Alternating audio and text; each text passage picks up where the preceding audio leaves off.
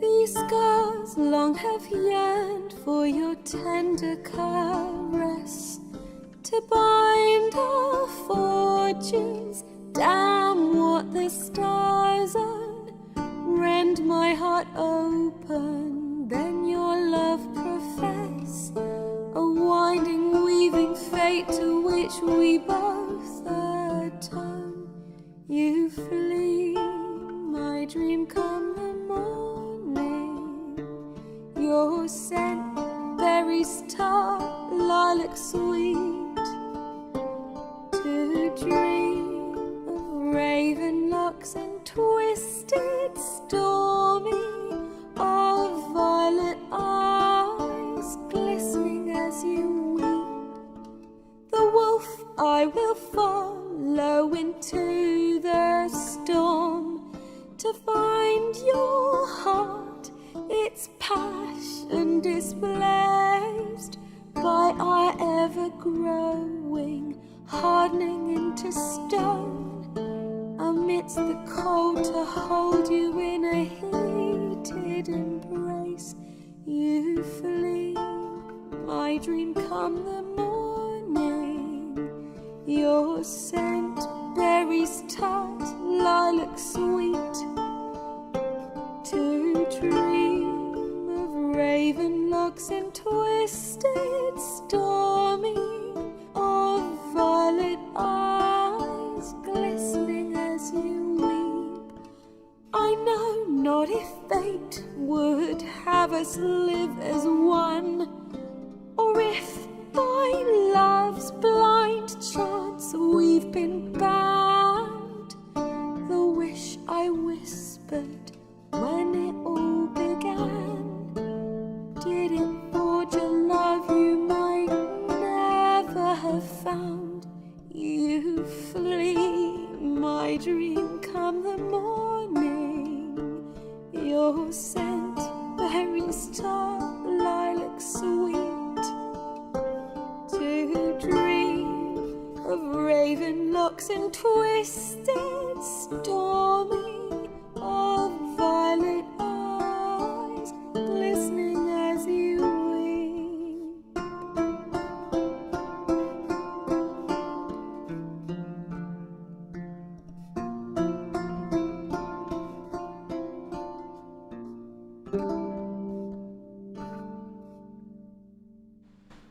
Good morning, ladies and gents. How are we? How we doing? We feeling good? I know I am. Welcome. Welcome, one and all. Hi. Hi. Hello. Hopefully you had a good weekend. I know I did. Went to a wedding, went and did I do anything else? I don't know. It was good. It was a good weekend. How was everybody else's weekend? Everybody else feeling good? There we go. Hi, Dad. Boy. Oh wait, hold on. Boy. There we go. Amua. Wee, good. Hey, that's Luke, Jacob, that's the Jacob Luke. Thanks in every video. Yeah, that's the one and only. Howdy. All that's missing is a fireplace at this point.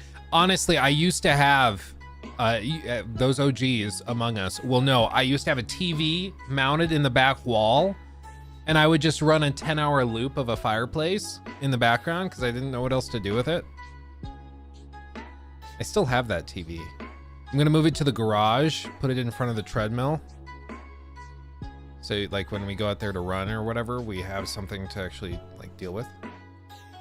Should be good. Yeah. So, couple little housekeeping things. For one, this, ooh, that was almost bad. Almost showed something I really was not supposed to show. That could have been bad.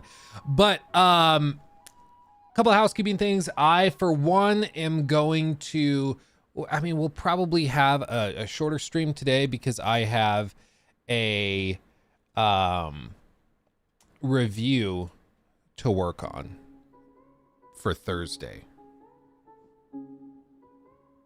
It's gonna be very interesting. Okay, can't describe a lot, can't go into it obviously, but I do have a review for Thursday that we'll be working on. Next little tidbit of housekeeping, I just want to mention, I know some people were apparently annoyed that I skipped through the ad on a reaction we did to Linus stepping down. And people are like, I wish that you wouldn't have skipped the ad. A lot of other reactor people don't skip it just to like give the streamer or the content creator who had the video originally, give them the chance to expose a further audience to their sponsor and help everybody. So I totally get that. Totally agree. In that video, I just kind of like quickly was like, okay, blah, blah, blah, blah. Okay, what else we got? I didn't even think about it, but I do think that was fair for people to bring up. So I just want everybody to know that from now on, we'll not do that. Okay. I got you. Trying to be like understanding and like respectful, if that makes sense. Feeling great and just waiting for Thursday to get here because I'm going to Orlando and finally getting to go to Disney and Universal for the first time. David, you're in for a treat, my friend. We're going to Universal probably October, like early October. We're going again. Nikki and I, before we had babies, we were going like at least once a year. Sometimes we'd go twice a year to Universal. I love it dearly, but it's been a minute since we went because we had Lachlan and I mean, COVID threw everything for a loop. We did go with some family during COVID and that was tough. Imagine like Florida heat. It's muggy. It's super humid. It's like 95 with 100% humidity. So it feels like you're walking through a sauna, right? And there's thousands of people around you, shoulder to shoulder, and you have to wear a mask everywhere you go. Even on like roller coasters, when the air is like blasting in your face and you already kind of struggle to breathe, you have to put a mask on for that. It was still fun, but it was nowhere near as I think relaxing as vacations normally are. But and still, like, we got back from that trip and I don't think it was COVID because I did get COVID and this did not feel anything like it. It was just like it was like the con crud. You know, you go to a conference and you get just sick because you're around so many people. It was like that. We just, like, it didn't actually keep us from getting sick. Hopefully we kept other people from getting sick at the very least. I was reading Game of Thrones, but then the notification came up that you were going live, so I had to put Game of Thrones on a pause. That's dedication, Emil. Thank you. Oh man, and we have a lot of stuff to talk about too today. I mean, I'm gonna be real with you guys. There's a lot. So just buckle up because I wasn't ready for all of the little details and tidbits and stuff that we have, but there's a lot. Leakers for Skull and Bones. We have leaks surrounding Assassin's Creed Mirage that dropped in like the last 6 hours. We also have leaks surrounding Hideo Kojima going to Apple HQ, which is a big deal if you know what Apple is prepping to announce here in just a couple of weeks. So it's going to be very, very interesting. Francisco, thank you, my friend, for the $4.99. Appreciate you. Thank you. I'm going with my brother to Universal Hollywood on Saturday. Good luck to your trip as well. Oh, I've been to Hollywood as well. It's super cool. They like built it on top of a mountain, basically. So on the back side of the park, there's like a long escalator thing that goes down the back. It's pretty good. Crazy good views from there too. Bring your camera. It's great. I didn't open it. I just tried to take a drink and I didn't. Man. Universal better than Disney. If you're a Disney adult, For one, I'm sorry, but two, I don't understand it. Universal, as far as I can tell, as somebody with like no bias either which way, I don't care that much about either franchise that they have, except I do love The Mummy. Shocker. I do love The Mummy, but I don't generally like care that much. But I'm not gonna like. The point is, I'm not gonna like fangirl about the Star Wars thing or the Frontiers of Pandora area. You know, it's just not in me. But everything I've heard, everything I've seen, says that Universal is probably just better on like a stat sheet. You break out price, you break out what you get, you break out the number of rides, the quality of the rides. It seems like Universal's just better. Disney gets away with what they get away with because they're Disney. If it was any other company doing what they do, I mean, I think they'd get in some real trouble. But the ride for Frontiers of Pandora is great. But what I've heard is that it's like 3.5 to 4 minutes long. And as of recently, it still regularly has 3 to 4 hour lines. And it's like isn't that the one ride in that whole land? Like they built this whole thing and they have like a couple of kids rides and then that thing. It's like the only thing in that whole area of the park. I don't know. Dr. Purple, Luke, do you believe AC Mirage will launch this year? Yes, I sure do. And we'll look at it. It looks like probably October is when it's locked down to come out. And so we'll see. Went to Universal 15 years ago. Wow, now I feel old. And it was amazing. Yeah. Well, and they've only added more and more stuff to it. Like Hagrid's Motorbike Adventure is awesome. The Velocicoaster is newish, and that's pretty cool. And apparently they just shut down, or they're about to shut down, like on June 1st or something. They're shutting down the big, I forget what it's called. Oh, that's gonna kill me. It's the big kind of showroom that's massive, that has like the spinning wall of water around and the big set pieces. Do you guys know what I'm talking about? It was super, super cool. I've been in it once, but it's been closed every other time we've went. Like every single other time. And Poseidon's Fury, that sounds right. Poseidon's Fury, something like that. But they're apparently shutting that down to build something new. And so whatever that is, I'm excited. But it's just, that's a huge space. So do you think AC Mirage will have 16 times the detail? Well, we're going to look at some of the leaks, because there's some stuff to talk about. Do you think the latest leak of Mirage is legit? People seem skeptical about it. One of them, yes. One of them, no. So it depends on which one you're looking at. There was a lot that happened in the last 24 hours. And by a lot, I mean like a 15 frame video and then like some discussions. Some like French YouTuber just rambled about it before or in a video. Didn't say a lot. That was super interesting, but so we'll see. I found Poseidon's Fury to be corny as hell. I think they did. I don't think it aged super well. It was part of that like 90s put on a show and make it like part of this big experience.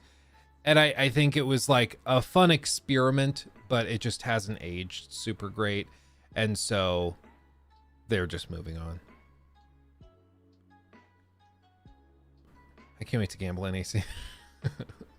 I still miss the Jaws ride. Yeah, dude, they scrapped the whole Jaws ride to replace it with the Gringotts ride, Escape from Gringotts, which is just funny because you're like, wait, a water ride they tore down to build like a 3D video ride for the Wizarding World? And yeah, they had to get the room from somewhere, so they scrapped and drained the water for the Jaws ride, and then they replaced it with the building for Escape from Gringotts. Did you about the Microsoft and Apple Cloud deal? I heard something about Azure. Let me see.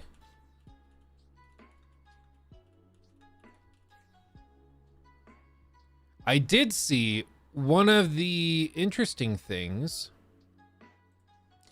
that just happened. Apparently, Apple has banned their employees from using ChatGPT on any company device because they're worried about spying, because they are also working on their own technology in the space,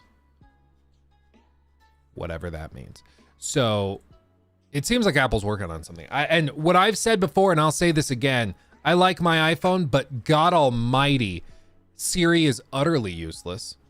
Utterly useless. I can't think of the last time I had her do anything other than like set an alarm. She's totally useless. And in the age of like AI, it's just laughably terrible.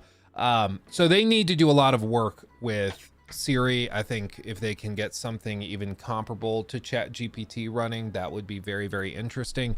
People are saying maybe they can get something running natively on the device. That's the other thing that pisses me off. My iPhone text or voice to text is so bad. So bad. It's insane. Whereas when I do it on my S22 Ultra with the Google keyboard, it works amazingly. It just works. I can just talk into it and it gets punctuation right, spelling right, capitalization right. Whereas on the iPhone, every other word I have to replace. It's ridiculous. So they just got to fix it. But apparently part of the reason for it being bad on the iPhone is because the iPhone has a bunch of privacy things built in where it doesn't send that data, like your voice recordings, off to a server to process. They try to do it all on the phone, and it's just not very efficient at doing it. I don't really care either way. It's just so bad. It's terrible. I literally don't remember the last time I used Siri. Yeah, no, see, like, and I remember when it came out, it was awesome. Everybody was so amazed, and we were all hoping that they would like update it and improve it. And they added like a few commands, but it's pretty much been abandoned for like 5 years. And maybe that's because they're working on this AI thing that's just going to be so much better. It's not worth updating Siri. They're just like, screw it. We're just going to redo it. So like, let's just leave it alone, and we'll blow everybody away when we announce what we're replacing it with. Either way, it doesn't really matter. The point is they have to deal with it. Like, they got to get something better out. Did you see like at the Google showcase what their Google Assistant can do? Let me see if I can find the clip. Look at this.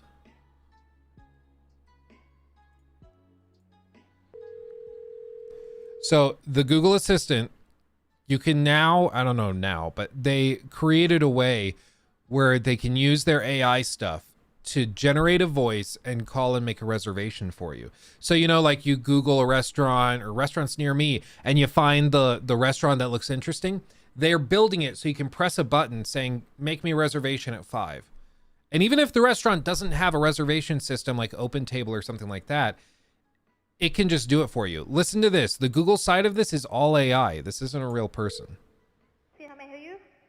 Hi, I'd like to reserve a table for Wednesday the 7th.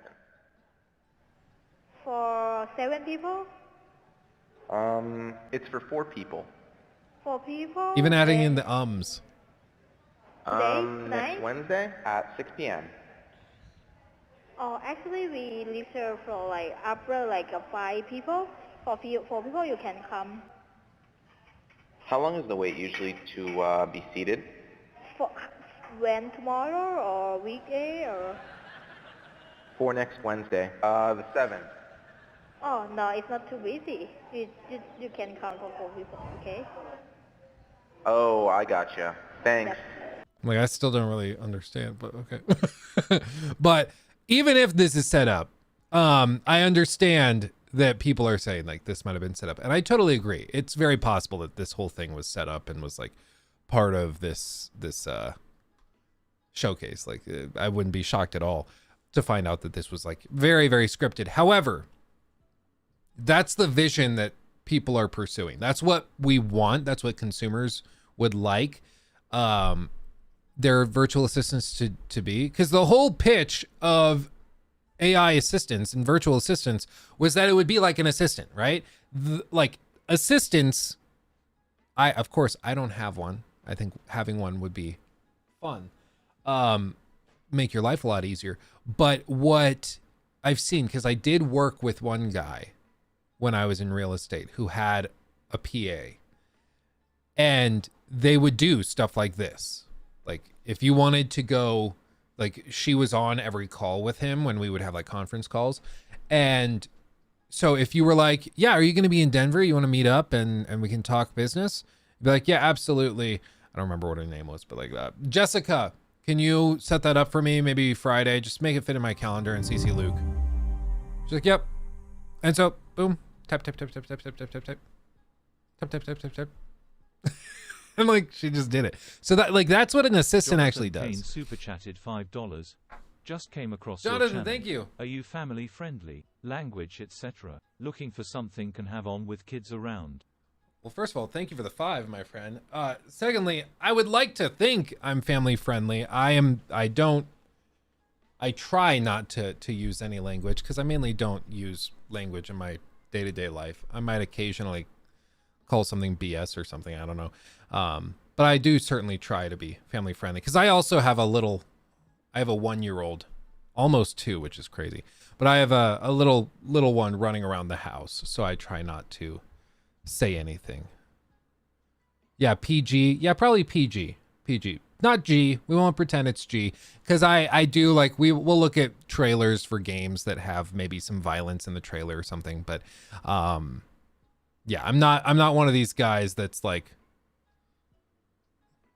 I was gonna name drop some streamers who are aggressive with the language, but no. I saw a clip of a streamer who was talking and like his filler word for thinking is just the F word. So you could ask him a question like that. Are you family friendly? You go, F.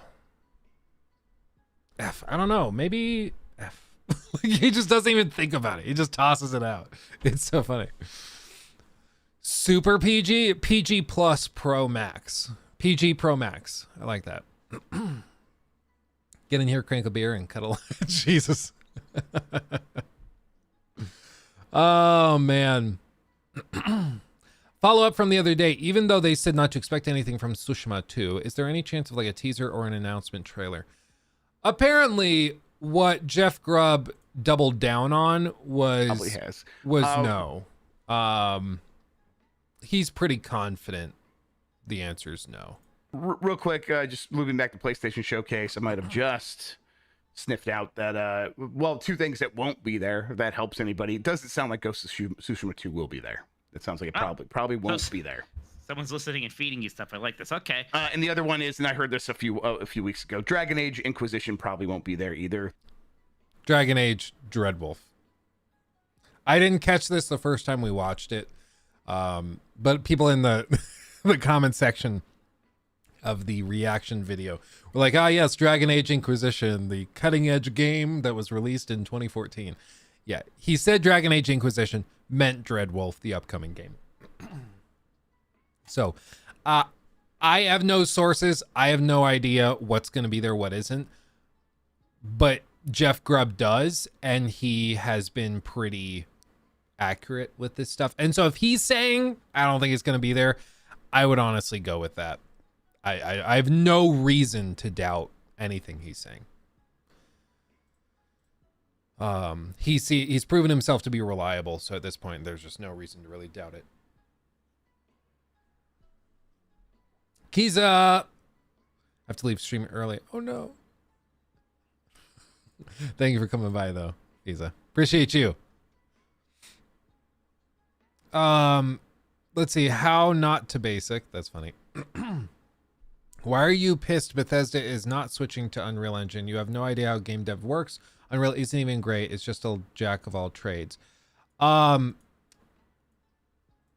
what, I wouldn't say I'm pissed about Bethesda not switching to Unreal Engine. I've said many times, so I apologize if you've not been able to keep up. I know sometimes it can be hard, especially reading comprehension and listening comprehension. But what I've said consistently is the Creation Engine has plenty of strengths, no doubt. There's lots of stuff the Creation Engine does great. If you go back to the like making of, I think it was Oblivion documentary that they did, there was a really, really interesting bit. Oh my God. a really interesting bit where they're describing the pros of the creation engine. And one of the strengths is its ability to allow them to put things together super quickly. And their team has been using this tool set for so long, that they are, I'm sure that they know this like the back of their hand. Also, do you love this like mid 2000s way of filming for the documentary? They're like, we have to show the gameplay and the person's face, but we can't do a picture in picture. So let's just film the reflection of their monitor. Because all the monitors at that time were like the super glossy glass, you know, so it just reflects back. Anyway, it's just a side point. But there are perks to the creation engine. There's a lot of stuff it does really, really well. But there's plenty more that it does really, really badly. And one of those things is technical consistency, is performance, is like graphics fidelity, all of these things. And Fallout 76 is like the prime example of that. And so what I've said is that if Bethesda wanted to really, really blow people away graphically, yeah, I don't think they're going to do that with the creation engine. If they want to blow people away in terms of scope, it might be more of a creation engine thing because they've done a good job with that. But whenever they've gone in and they've tried to introduce new like major technical aspects to their engine, whenever they've added in major things, it tends to break the engine a little bit, and it takes them a long time to figure it out and to fix it. Even Fallout 4 had tons of issues.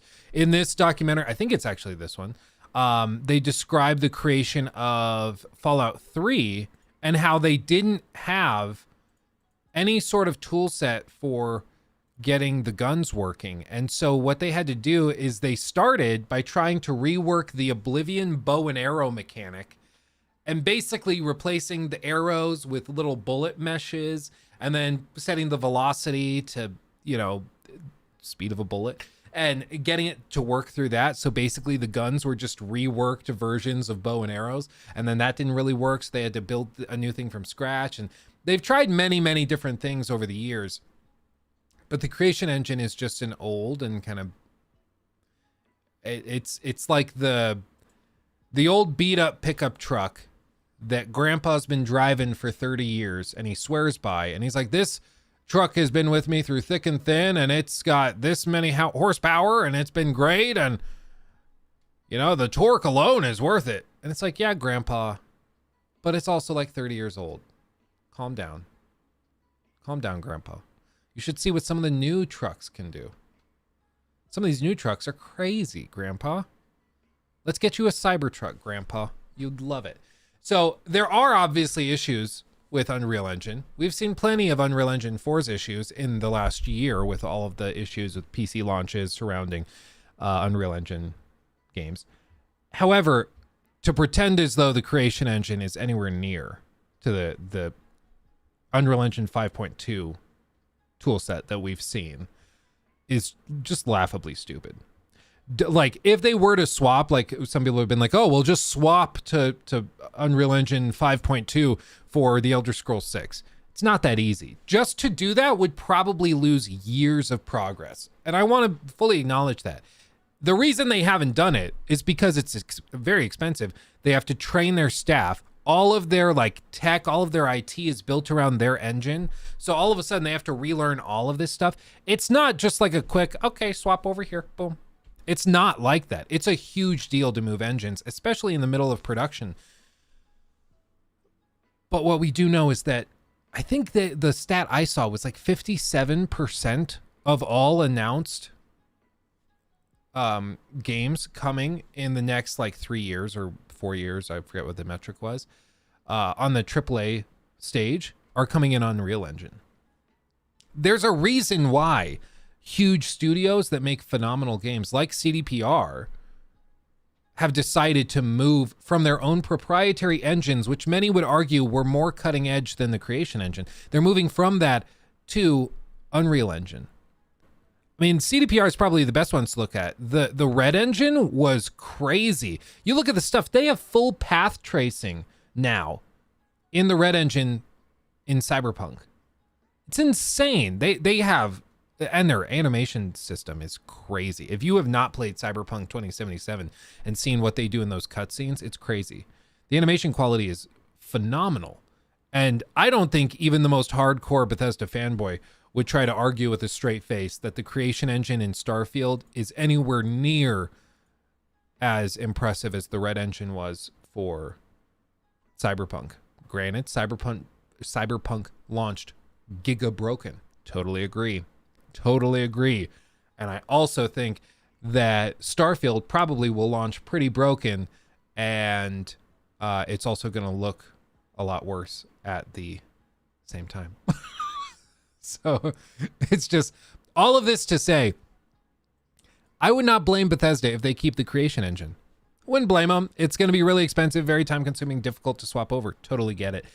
But as I've said before, creation or perception is often more important than reality. And the perception right now with the broader public, maybe not amongst fanboys or Colt and his group, but among the average consumer, the perception is that the creation engine and the tools that Bethesda uses to create their games is woefully out of date, is graphically lackluster, is technically very, very finicky. And every time they release a game, it seems more and more like it's held together with duct tape. And I have very little reason to believe that Starfield is going to change that. Very little reason to believe it. So we'll see. We'll see what they do. But I don't know. Man. I'm a little freaked out that they're trying to introduce all of these crazy new systems, and it seems like they're making a lot of concessions in order to get the thing running. And even still, in the footage we've seen, there are frame drops. There's all sorts of stuff. Granted, it's early footage, but for me, there's a lot of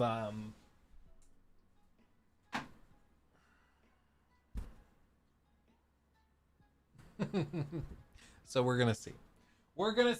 But you know, the difference between me and you is that I'm going into it skeptically. I'm going into it not expecting it to be amazing. And you know what's going to happen if it is amazing, if it is polished and blows everybody away? I'm going to be all the more impressed. I'm going to be blown away. I'm going to be so much happier than everybody who's expecting it to be the second coming of Kojima. And maybe not happier, but I'll be just as happy. Because at least like it totally surpassed my expectations. Blew me away, right? But I would wager it's more likely it launches with some problems. Still probably going to be good. Like I would guess worst case scenario, Starfield probably comes out and it's like 8. I'd say that's probably like a worst case scenario. It's probably pretty good because it's BGS. They know what makes a good game. Except in the multiplayer space, but that's separate. But they probably can pull something off that's decent. But you know what? I guess time will tell. Time will tell. Pap, did you check out the Final Fantasy 16 previews that just came out? I have it pulled up, actually. I have it pulled up. I'm so bummed I missed out on this one, but overhyping's always bad. I totally agree. How to not basic. I totally agree. And I think it's really easy for us to whittle stuff down to just the most like Twitter headline way possible. It's very easy to do that. But well, I mean, I think sometimes a little more nuance can help. Just to explain, like, no, we're not saying that they should just dump everything, delay the game, move it over to Unreal, because that's clearly insane. That's no. Like no part of that works. But I am saying that if they choose to stick with Creation Engine for the next 5-10 years, they had better demonstrate to everybody who's a little bit more skeptical of what they're doing after Fallout 76 and Fallout 4's buggy launches. They've got to demonstrate that they've figured out how to maintain a quality standard that is high and that's respectable. Everybody like the stream, by the way. Like the stream. We've got like 450 people in here.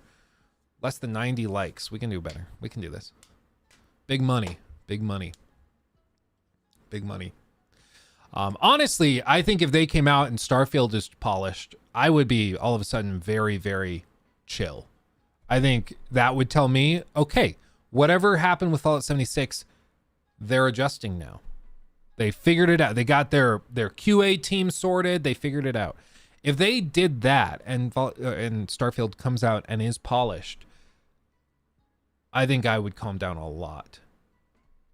I hope they do that. But if it launches as yet another broken, buggy game, I think it's just going to be one more thing where it's like, oh my God, dude. Jonathan, thank you for becoming a member. Appreciate you. Thank you. I do. People have said like, oh, this is Xbox's last chance. I don't really know what that even means. Like, okay, last chance. So if they fail, what does that even mean? What does that do? Like the company explodes, the HQ just implodes into a black hole. Like, what does that actually mean if this is their last chance? Like, I really don't know what it means. Last chance to overtake Sony this console generation? I don't think they have any chance of doing that, even if all of these games launch with like 10 out of 10s. So I don't... Xbox can be shut down? I don't think so. Satya Nadella, you don't walk in, and I don't think that this is an edgy thing to say. You don't spend 69 billion with a B dollars on an acquisition for a subset of your business and then shutter that business. You don't do it.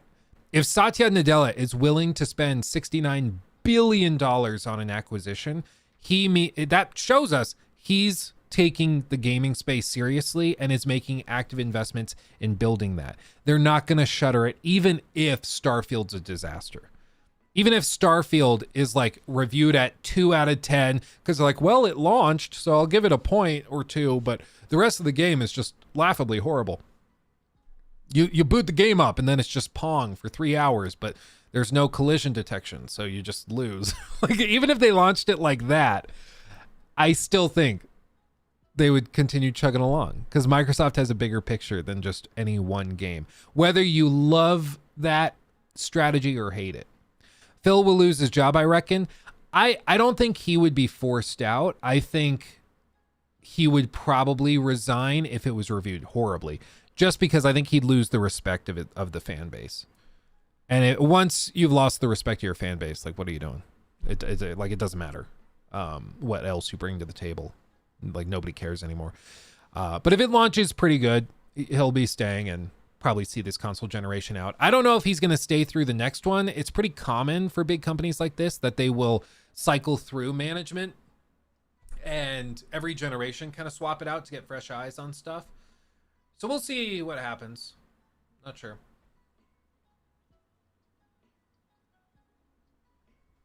Alas, they will not do that. BGS launches buggy games, and Microsoft has proven they are incapable as of yet to properly oversee game development. Redfall, Halo, and one. I agree, Nathaniel. I don't know what their deal is, but whatever structure they've set up for like supervision of those studios, it's not working.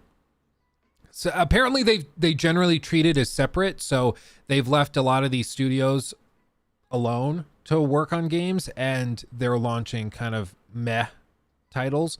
And frankly, I think they would have released these games. I think Redfall would have launched crappy without Microsoft. I think if they were not bought out, they would still have launched this and it would still be just as crappy as we got. So I just think that it's just a reflection of the studio. And I think hopefully after Redfall, Phil Spencer realized that these games reflect on Xbox. Like they reflect on the larger brand. In the same way that Sony buying out a studio like Sony Bend, if they release Days Gone and it's a buggy, broken mess, that reflects poorly on PlayStation. Like, honestly, I think that might be part of the reason why Sony is just not interested in letting them do another Days Gone, because they just don't want to bring that up again. Liza B looks fantastic. It does look great. I hope it's awesome. I really do. I think it's coming in August. And it's on Game Pass day one. That's going to be a banger, I think. It looks super, super cool. By the way, anybody, if you want some merch, Proud Skeptic, LukeStevensTV.com. We got it. We got it. And we just cut prices a wee bit. So go check it out. Go check it out. Stickers also dropped from $5 a piece to $3. Okay. And I ship these out by hand, by the way. I ship these out by hand. I put them in the envelopes right here at this desk. This here desk right here. Sure do. Love a new Quake game. Maybe a reboot similar to Doom 2016. Yeah, maybe. Yeah, Bend is working on a new game. People think it's a new IP. People think it's a new IP. So, it'll be interesting.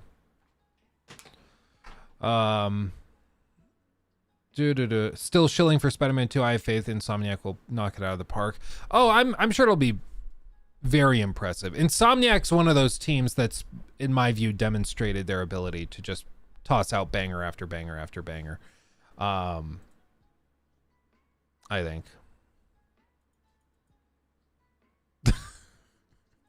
John is poking the mods. You got to be careful.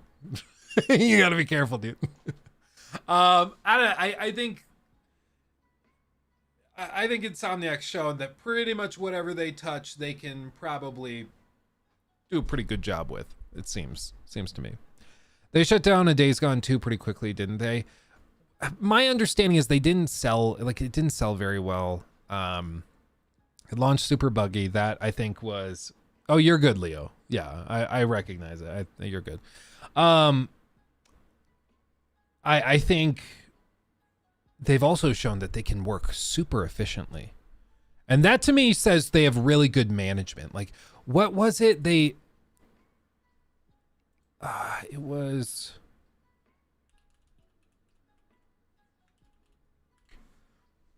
Because they got Spider-Man out in 20... Was it 19?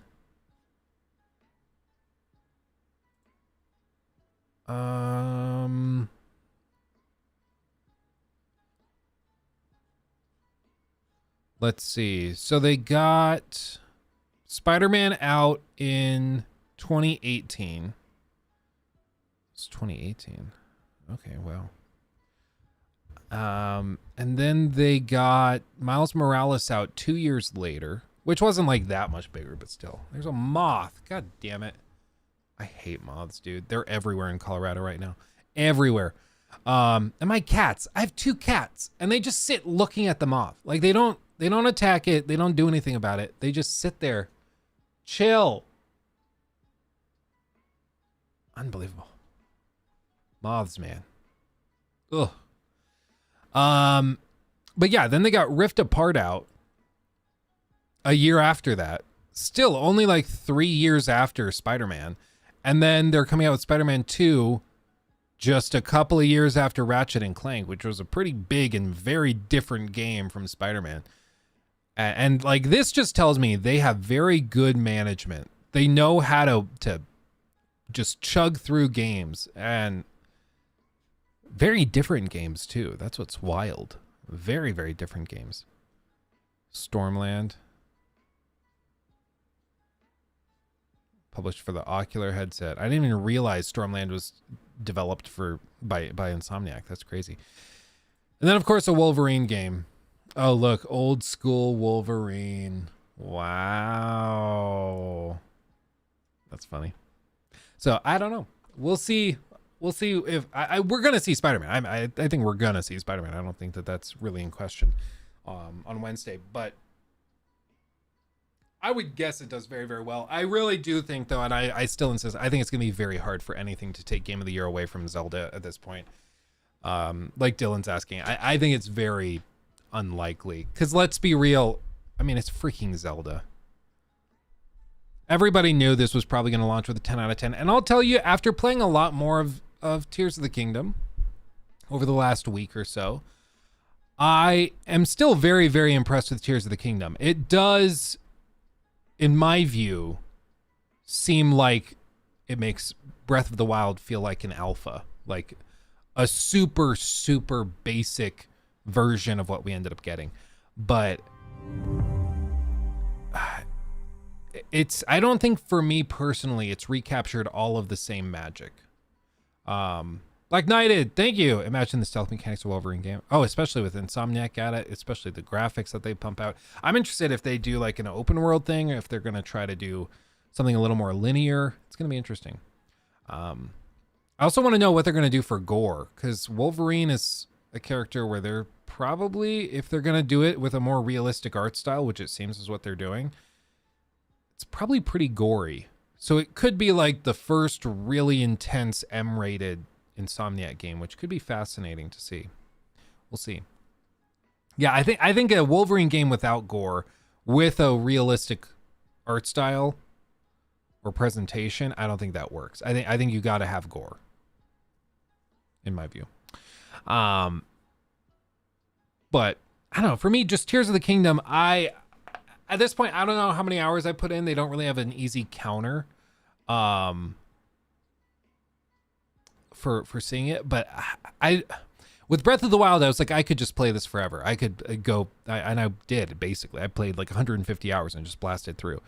However, at this point, and like, honestly, if I had a couple of big releases coming and I had to set down Tears of the Kingdom, I'd probably be okay with waiting for a little bit. And maybe it's just because I'm like more mature now. I'm not trying to just blast through it, but it's been a very interesting game, like emotionally to play, which has thrown me off. Brandon, thank you. Reyes super chatted $9.99. Got a question for the community. How many people here legitimately play NBA 2K or Madden games every year? Love the vids. Luke can't wait for TOTK full critique. Mm-hmm. I'm also stressing about the critique. I'm trying to get the Star Wars one out. So, baby steps. But how many people here legitimately play NBA 2K or Madden every year? Let's do a poll. Why not do a poll? Start a poll. Do you play NBA 2K or Madden? Let's say play the new. Because if you're playing like the same Madden from 5 years ago, that doesn't really count. Do you play the same NBA 2K or Madden every year? Or play the new one? Okay. Yes? No? Let's see. Let's see what you got.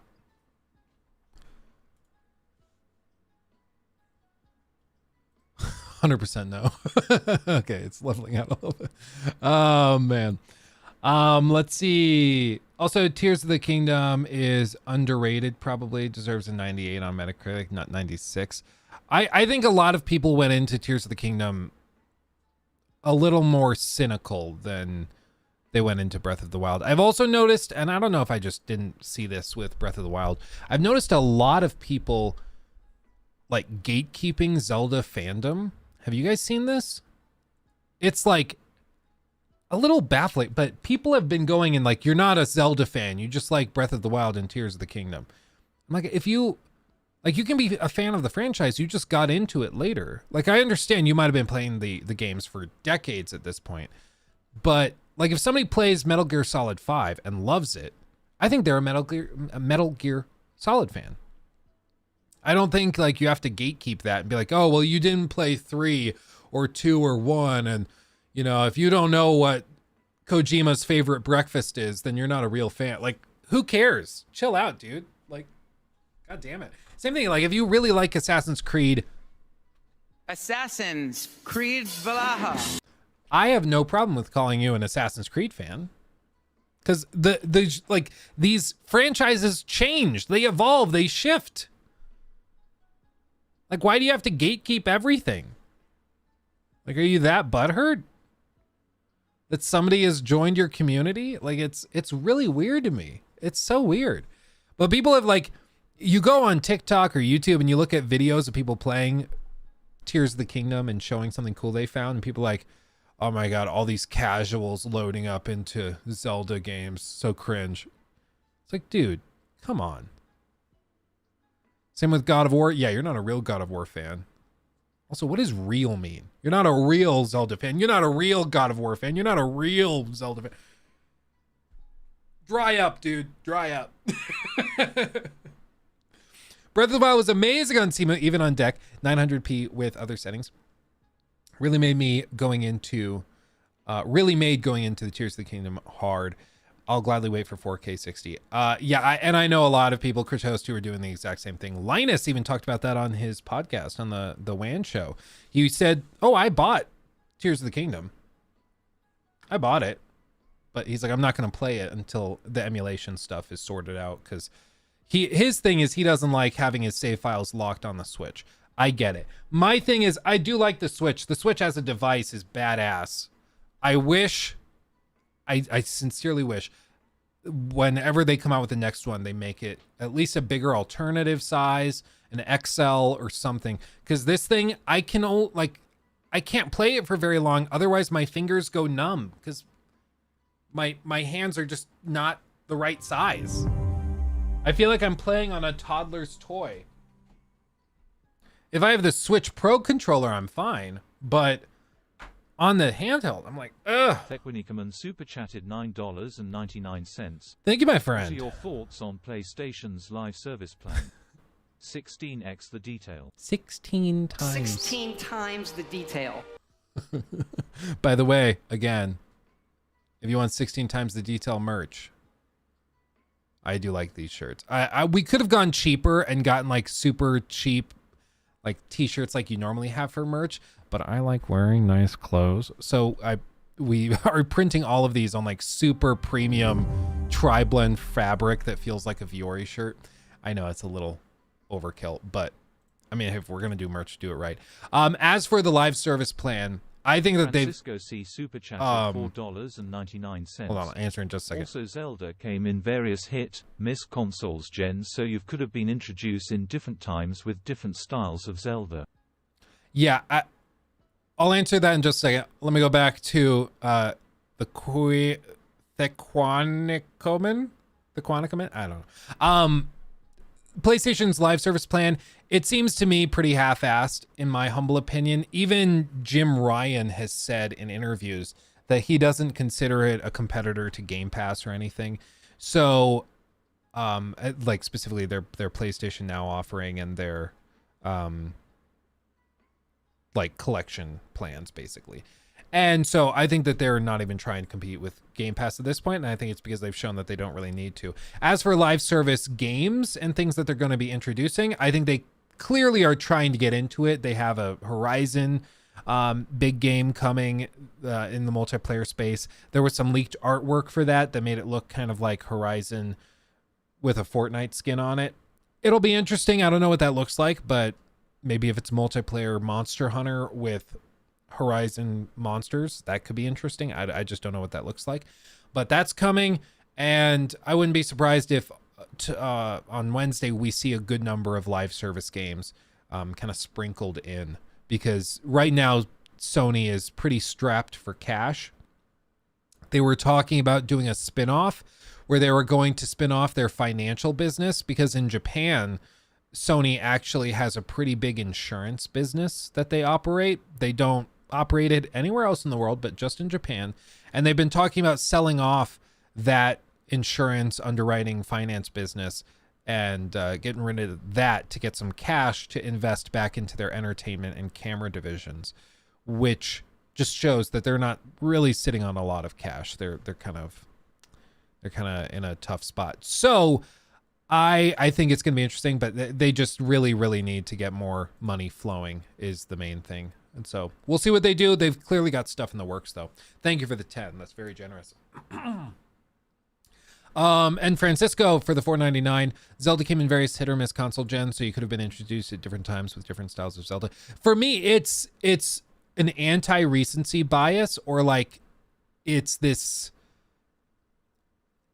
It's the same thing that is really common in like politics and things, where it's like, oh well, back in my day, games were better. Back in my day, it wasn't like this. Like I was talking to a family, like a relative, okay? I was talking to a relative, not going to be too specific, but we were chatting and they said, oh, what was the exact example? Oh, we mentioned that we got the car seat installed in the car, because we have Lachlan's car seat and then we have the little baby's new car seat. And so now we have 2 car seats in the car. And this relative was like, it's so ridiculous that you have to do all of these car seat things. You know, back when I was raising my kids, like in the 70s, she said, we didn't have car seats. I just carried my baby on my lap in my pickup truck. And if I needed to nurse the baby while driving, I just nursed the baby while driving. And if I needed to set him down, you just set him down right there in the seat. It's ridiculous, all these things that they're doing now.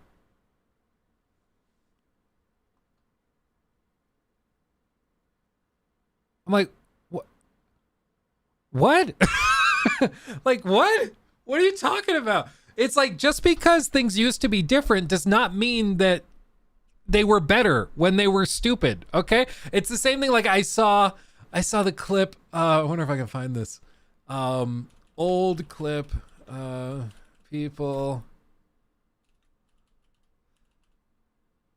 I think it was like an old news clip of people really, really pissed that they were making, oh yeah, this is it, that they were requiring, they passed a law in the 80s requiring seatbelts and not allowing you to drink while driving. Well, let me see if this is it. I think this is it.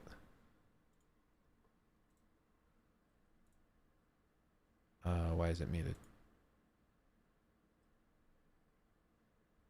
Why is it muted? Hold on. That's right. Oh, maybe? No. What if I just refresh?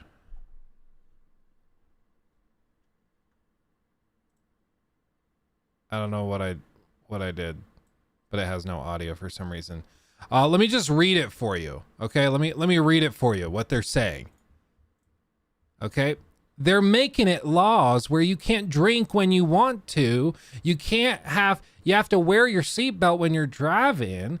And Christ, I'm gonna come to this country and attempt to respect my drinking and driving. Here viewed by some as downright undemocratic, and it's kind of getting common. This one fellow can't put in a hard day's work, put in 11, 12 hours a day and get in your truck and at least run down 1 or 2 beers.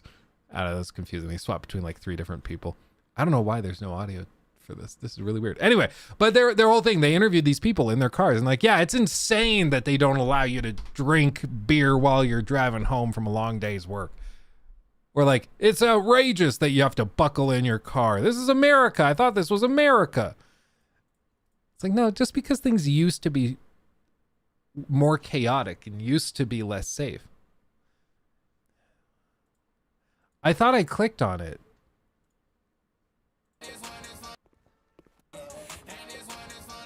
Hold on, where it was. They're making Oh my God. where you can't drink when you want to. You have to wear a seatbelt when you're driving, and pretty soon we're gonna be communist country.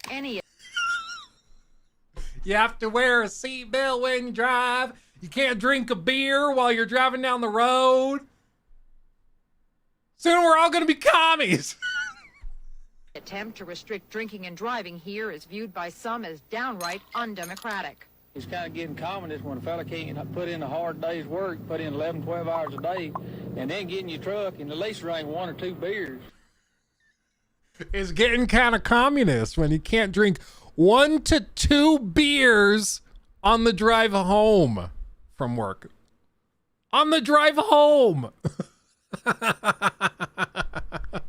It's just, but this is exactly what she was saying. She was like, yeah, what she was saying is she was upset that nowadays you could get a ticket. You could get like charged with child endangerment for not having a car seat, for having your baby just like laying on the seat. But she was pissed that now the standard is that instead of what she did in the 70s, which I'm not even sure was legal in the 70s. I don't think she was like, I think she was breaking the law when she was doing this. But anyway, she was upset that she couldn't, in a like single like cab pickup truck, she couldn't just set the baby on the bench and keep driving down the road with the baby just like rolling around on the bench seat.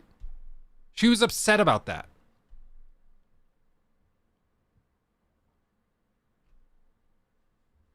And all of this to say, I think the people that are doing the same thing with like these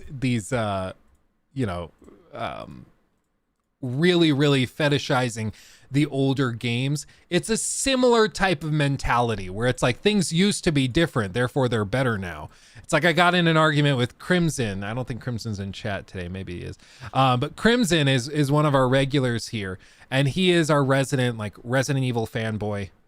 Love him to death. He loves Resident Evil. And when Resi 4 remake came out, we kind of poked and prodded a little because he was like, yeah, no, Resident Evil 4 is the greatest game of all time. Yeah, Butters. And I was like, I don't know about like the greatest game of all time. Like, it's very good and it was groundbreaking in a lot of ways, but there are some things that it doesn't do very well, or some things that I would poke at and say could be improved. But like, just because it's older does not mean that it's better. Or like people saying, no, you have to play the original because the remake is not the same and the original's way better. I'm like, well, I mean, in like pretty much every way, it seems like the new one is better though. Yeah, greatest Resident Evil game of all time. I think that's totally fair. I think that's totally fair. So, I don't know. That was a bit of a diatribe. I will grant you that. Oh yeah, Crimson. I was talking about how I was giving you crap when Resi 4 came out because you were like, it's the greatest game of all time, and I was like, I don't know about that. Maybe the greatest Resident Evil game of all time, but I don't know if we could just like say the greatest game period. But now watch Butters is going to be like, well, actually. Like, random question, with Starfield coming out, do you think games like Fallout 3, New Vegas, or Skyrim would be as well received if they came out today for the first time with updated graphics?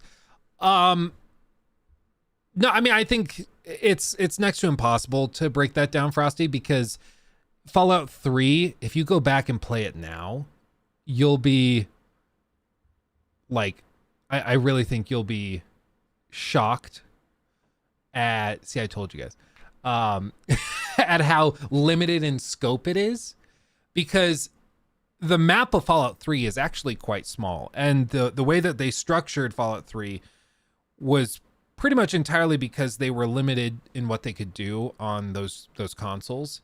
At least with their engine, they couldn't really crank it. So there's multiple load screens between open world areas. Same with like New Vegas. You go to New Vegas, I don't remember. I saw somebody was working on it, but I don't know if they finished it. But there was a mod in the works to basically redo the New Vegas strip so that there weren't load screens through the different areas. Because you remember in New Vegas, it's like you walk into this gate, there's like 2 blocks, and then another load screen, and then there's Gomorrah, and then this casino, and then there's another load screen.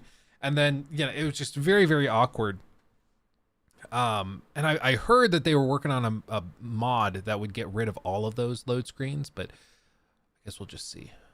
I don't know if that actually they finished it, but I think if you release those games like now, I'm not sure how it would do. I really am not. I'm not sure. If they were like re-released with modern, it's like to make it even comparable, you'd have to be like, well, what if it released today, but with standards met for modern technology and modern engines, modern open world games, what would that look like? And I'm like, well, at this point, we're just saying if it was a different game that launched today, what would it review like? And I don't know how helpful that is, you know?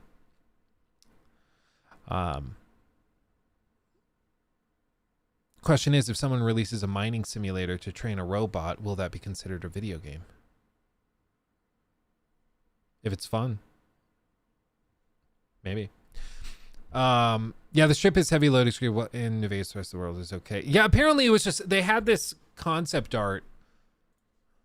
New Vegas concept art. The strip. Ooh.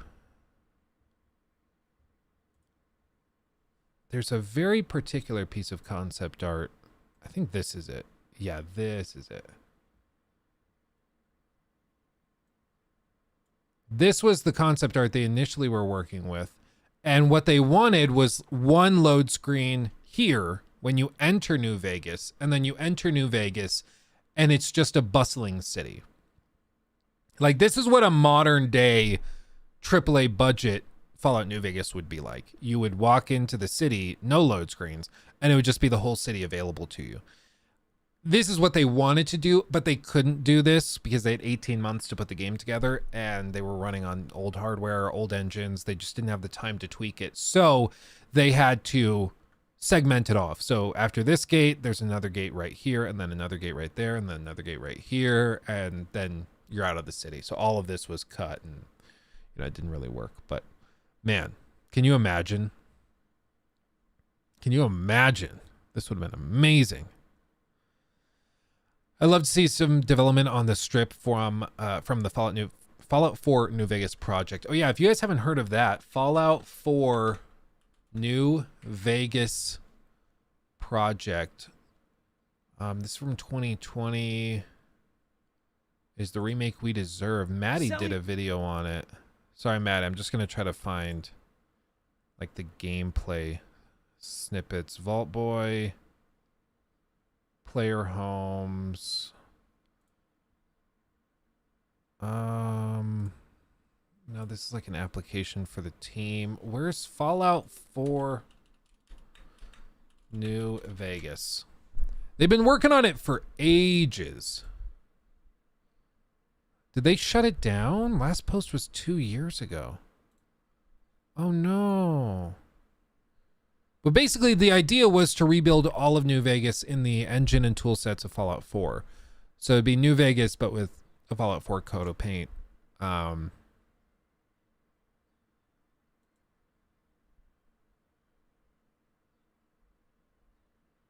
don't know. 2 years ago. It's not shut down. They're working on it, just going silent. Okay. Hopefully they're making progress. Official Discord server? Ah. Yes, join the Fallout 4 New Vegas community.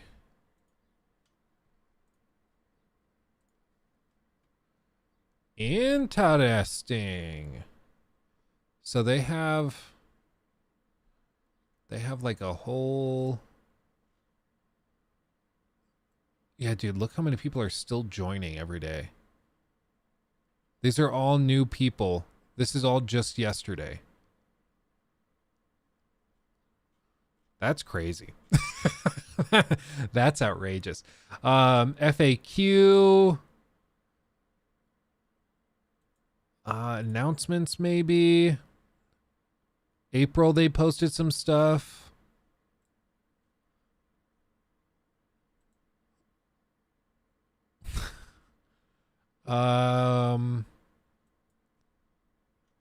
Yeah, so I guess they are working on it. They got all sorts of assets and stuff posted.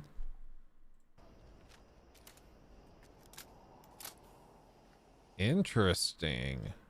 Yeah, they're hard at work. They just haven't posted anything to YouTube.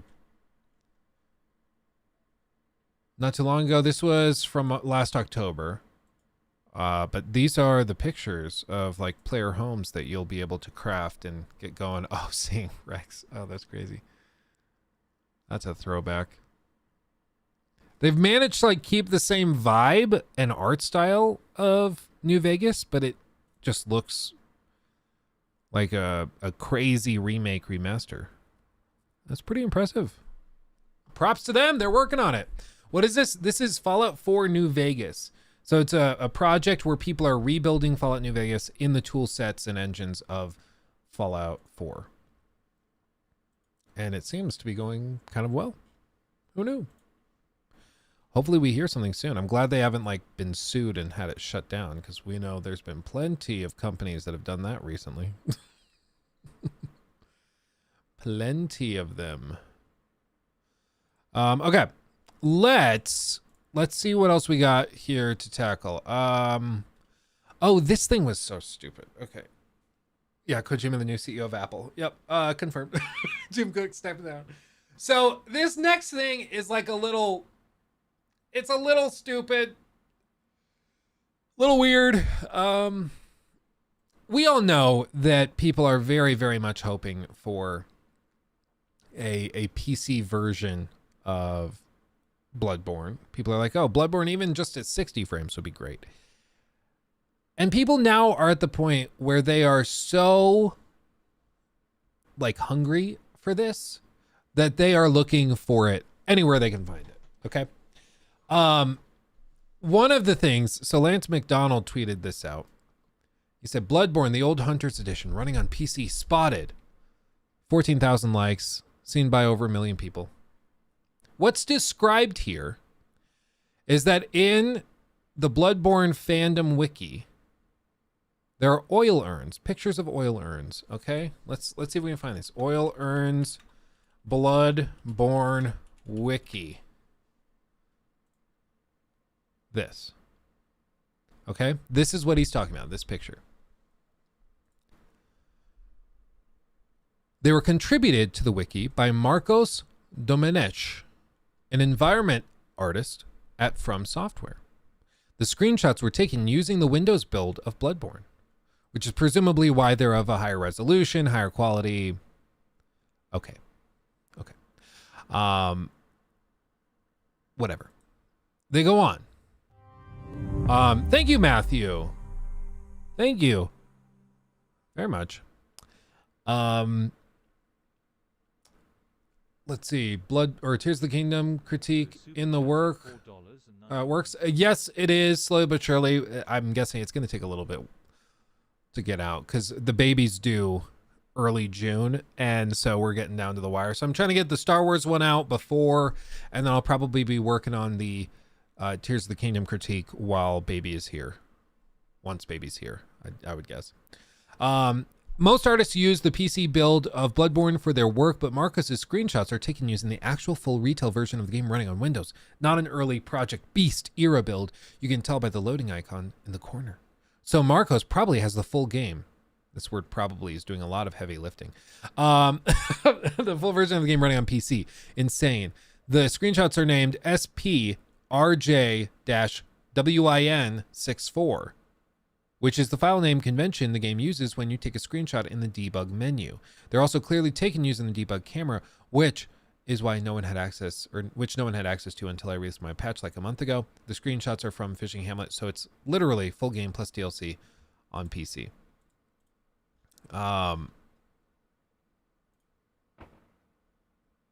So interesting. Interesting. Okay. Now, what does this even mean?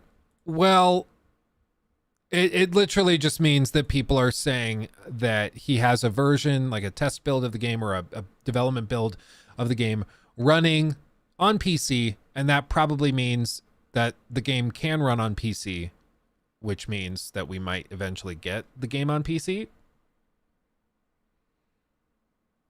I think is what's being said here. Goes on, I've mentioned that I've seen Bloodborne running on Windows 7 before in a private setting, and that was super early build from around May 2014. This is the first time I've seen the full game plus DLC. Still not like we're ever getting our hands on it. This is from years ago. I only just noticed today. I think a lot of people thought I was lying when I said Bloodborne already runs on PC. The dev team were using it regularly, but if you wanted actual proof, there you go. I mean, my understanding, and maybe I'm just totally misunderstanding what he's describing, but my understanding is that technically, like, depending on how you define this, most of these games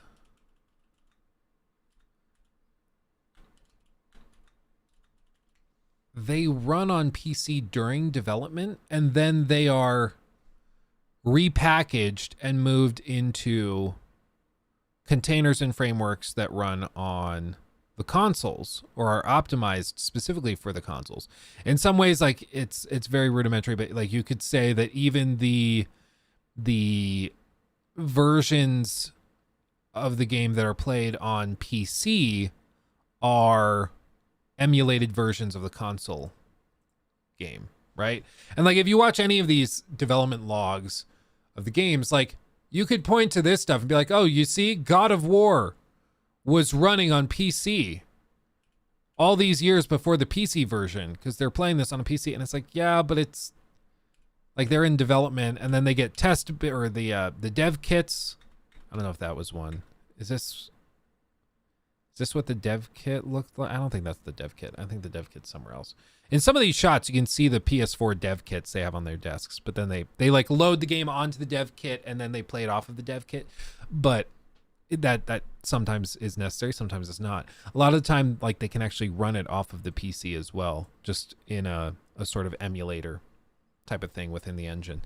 But I don't know how useful it is. Like I think you can just see like the, was that the dev kit? I don't know. I'm hunting for mysteries here, but like you can see the game running all over the place. It's just funny. However, all this to say, like he mentions, it's not to say that we'll ever get our hands on it. Just because they have a development build running on PC does not mean that build is anywhere near release ready. It's not to say it runs well at all. It might be like a totally stuttery mess. It might, like, you just never know until you get your hands on it. Because obviously if it's used for development, it doesn't really matter how polished it is or how refined it is. It really doesn't matter. And what's funny is the community seems to also be a little less than impressed with this kind of clickbait. Bloodborne PC leaks going so hard that we have wrapped back to dev builds. Which is basically what this is. It's likely that the PC build is just used internally to test the game so they don't have to constantly compile and run it on PlayStation dev kits. And this is, this is my understanding of how a lot of this tends to work. So Jaffe was right all this time. I don't see what I know a lady who says Bloodborne is going to get a remaster one day has to do with Bloodborne has an internal PC build that was never planned for public release, but okay. And yeah, it just seems like everybody, I'm glad to see that the fanboyism and the excitement has not like corrupted the minds of people, and they can still see, yeah, this probably isn't anything that significant. At this point, it's personal. Yeah. To be clear, he's not saying it comes to the public. Yeah, just knowing it, Bloodborne on PC is out there. It's real. We have the technology. That was never the question. It was just, it screams to me there's some licensing deal, because I think they would print money if they ever did it, but it just makes me wonder. I would love to see Bloodborne on PC and PS5, but I think we'll never get that. I mean, maybe one day we'll get a PS5, like 60 FPS patch or something. It makes so much sense for them to do it that at this point, not doing it, to me, suggests that there's a reason they can't do it. And that's probably a licensing thing. And we don't know what the licensing deal is behind closed doors for obvious reasons. Like, we don't have the paperwork. We can't read the contracts. PlayStation owns the trademark for Bloodborne, but that's not to say that FromSoft could have signed some paperwork saying that they are the ones that have to handle in-house any future projects with the franchise. Because after we know Dark Souls 2, apparently Hidetaka Miyazaki was not that thrilled with Dark Souls 2's development and how they handled that. And so apparently he was pissed enough about it that it's been speculated, which basically means people have just made up and theorized, that potentially for Bloodborne he signed a deal that would make it so they have to be involved in any future projects related to Bloodborne. And clearly they're working on other stuff. They're working on Armored Core, and then they're probably shifting, and who knows, maybe they're doing Elden Ring 2 after that. Who knows?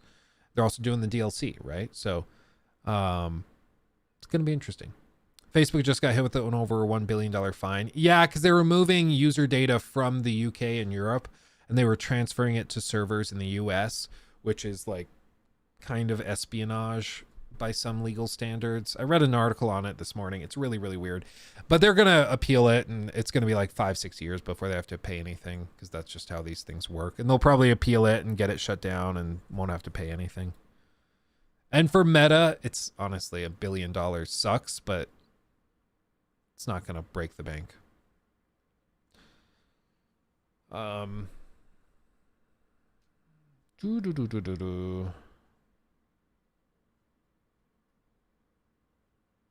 Red Dead 1 remaster or remake would be amazing. Dude. You're telling me. Even if they just re-released it and it runs at 30, even just like in its old style, just re-release it. Because it's very hard to play the original Red Dead nowadays. Very, very, very hard to play.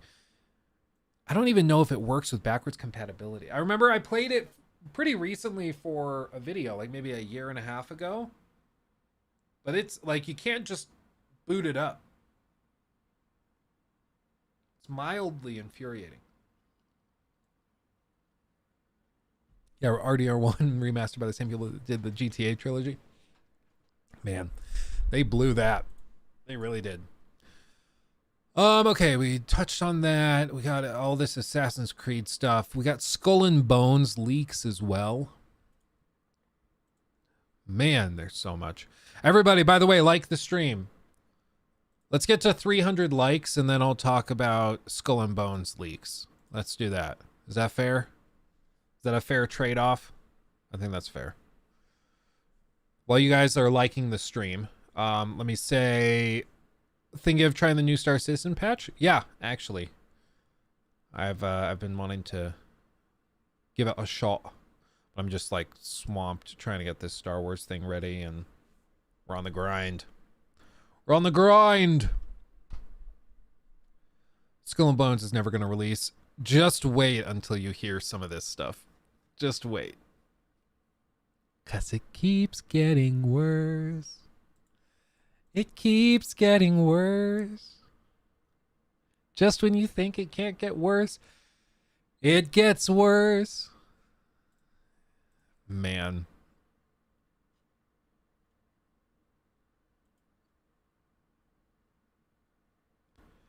Man, but there's a lot to discuss about the Skull and Bones thing. I also want to get into the details of like whether or not this ever could have been successful if they had reworked it in different ways. So it's going to be, there's lots to talk about. Okay, guys, we're close. We're close. Like 37 more likes. 37 of you. I know there's 37 people out there. We got like 570 people in here. There are 37 of you out there who have not liked it yet. We get to 300. I'll talk about Skull and Bones. We can do it. See, I'm keeping the stream topics hostage. That's what we're doing now. Isn't that great?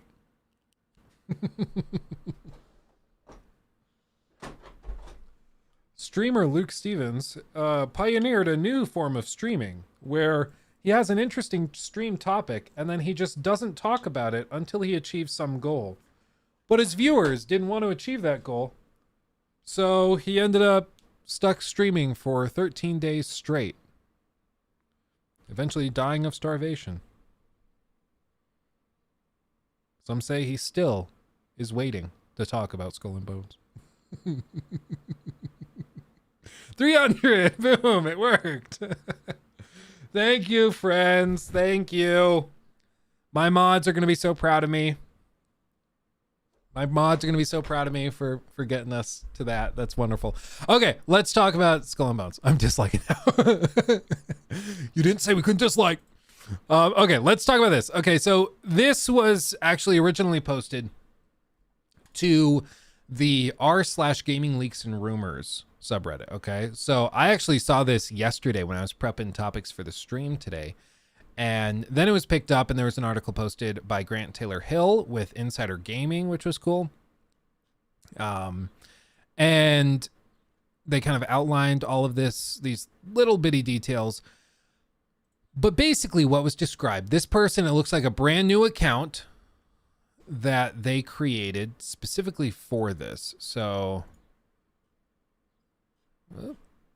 Posts, comments. So this is their first post. Comments. It's all glitching out. Who knows what's happening? Oh, they commented on this. Can anyone confirm that these images we're about to look at are new and not just stills from a video? I normally call BS on these. Source is trust me bro posts, but the fact that the OP may have brand new images sure adds to their credibility. And Desperate Shock said, I was told it's from some sort of testing done a few months back. Somehow these images were captured without watermark. My source had like 2 or 3 dozen images, if I remember correctly. So I might post more if I get them. And we'll see. Oh my God, the moth is attacking me. Did you see that? Dude, chill. Can't stand moths. If anybody has like a home remedy for getting rid of moths, let me know. Because I bought like moth traps and they don't work. It's like a whole thing. Anyway, but what he said was, after so many delays, things are not looking so good. I heard from a friend of a friend that the game might not even be released this year. And with every passing month, cancellation looks more likely. Sad face. As such, I have a treat for you guys. I'm afraid the source is confidential though, but enjoy. Now, already, to be completely transparent, there are many red flags here. Okay, for one, friend of a friend. That's called hearsay, not allowed in a court of law for very good reason, because it's the source is trust me, bro. Right? It's insane. It's so stupid. Electrocution, salt gun. Oh, we had a salt. I used a salt gun once for like flies. They're intense. It's like a whole thing. Maybe I do need to go. This time it's personal. Go Rambo on the asses. That's what I need to do. After that, they say cancellation looks more likely. The problem with this is that they apparently can't cancel it. Reportedly, Skull and Bones project is only being kept alive because of an old deal between Ubisoft Singapore and the Singaporean government, which was described here in this Kotaku article. And let's see, government. Yeah, 3 sources told Kotaku that a deal with the Singapore government, hold on, chill out, requires it to launch. In addition to hiring a certain number of people at its Singapore studio in exchange for generous subsidies that basically pay for the game's development, Ubisoft Singapore must also launch brand new IPs in the next few years.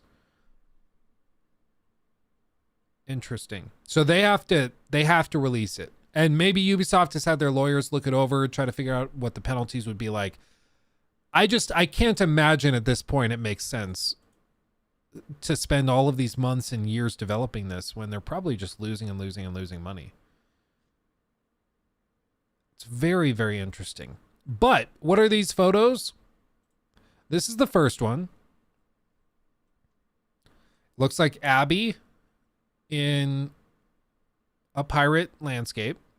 What lends credibility to these images, by the way, is the fact that there are no watermarks. Any sort of preview thing you go to, even if you're a public person, even if you're a YouTuber and you like are relatively well known, they still are going to have watermarks all over this place or all over the screen. For example, there was the Harry Potter Quidditch game, like preview thing earlier or this past weekend, and there was like all this news about, oh, it leaked. Some streamer got on stream and started just playing the game, playing the preview test server thing, and then realized that he wasn't allowed to do it because he didn't read anything, and then he shut down the stream, but it was too late. He already leaked everything. Which, by the way, the whole thing was like very, very confidential. And hypothetically, if someone like me were to be invited to an event such as that, hypothetically, I would tell you that all over the place, there were pop-ups, hypothetically, warning you that this is all under NDA. You cannot talk about any of the things that you're about to see. There might have even been a pop-up that said, do not speak to streamers or content creators about your experience in this playtest. Hypothetically, that would have happened if someone like me were at an event such as that over this past weekend. And I don't understand how a single person could get through those warning signs and pop-ups and not like realize like, no, they mean it. It's not a public test. If you get invited to like a Diablo event or like an event for like, what's one that Call of Duty maybe, and they say, no, this is private. Like you're under NDA. You can't talk about this stuff. Like, you got to be real stupid. Real stupid. So I don't think, I think like a lot of other people said, I don't think he was that dumb. I think he knew what he was doing in broadcasting that. And then, of course, everybody's like, oh my God, he's just like playing this game that's under it. And of course, like I said, with this stuff, there's like watermarks all over it. So people saw it and they're like, dude, like they can figure out who you are. What are you doing? It was amazing. It was amazing. But it was just baffling. Like, I went to a preview event years ago for Assassin's Creed Valhalla. And this was like 6 months before it came out. Way back when. And all over the screen were like watermarks, and they like rotated and bounced around the screen and stuff, so you couldn't just get rid of them. It was like a pretty elaborate thing. Not easy to just get rid of, but it's because they want to avoid leakers. And if you do leak it, they can figure out who you are. But these images from Skull and Bones, apparently, from what people are saying, have no clear watermarks. There's no artifacting showing that they've been removed. And people were saying, can you just demonstrate, or can somebody prove that these things are not just taken from the gameplay footage we've seen? Because we have seen Skull and Bones. Okay, this looks funny. I might have to watch this. Skull and Bones gameplay. It's Borat and Resident Evil. What do you want me to do? Not watch it? I'm gonna watch it. Dude, it's already 10 months ago. That's crazy. July 7th of 22. I didn't realize it was that long ago that we saw this, but like, we've seen this gameplay. We've seen this. So I don't think that these leaks are anything like crazy. It just looks like still shots maybe from some of these videos. But my understanding is that there have been play tests where they have invited people to try Skull and Bones, and those people who have tried it have had tons and tons of stuff watermarked all over their screens. I did have some people, you guys remember I did that Skull and Bones video a while back, like maybe 6 months ago or something, and in that video I talked about some of the people that reached out to me who had been in the play tests and had a good time with it. And they sent me stuff to prove that they were in the playtests, including like screen grabs of their time with the game. And they had like those watermark identifiers. So I could see like, oh, this person was in the event, and there's the watermarks, so that if they leaked this publicly, they would get in big, big trouble. And so obviously I didn't share that, you know, why would I? Oh yeah, the dislikes. Oh man. I think they're hoping for like an Defiant thing where they can come out and then show people and they actually win people over. But I don't know, man.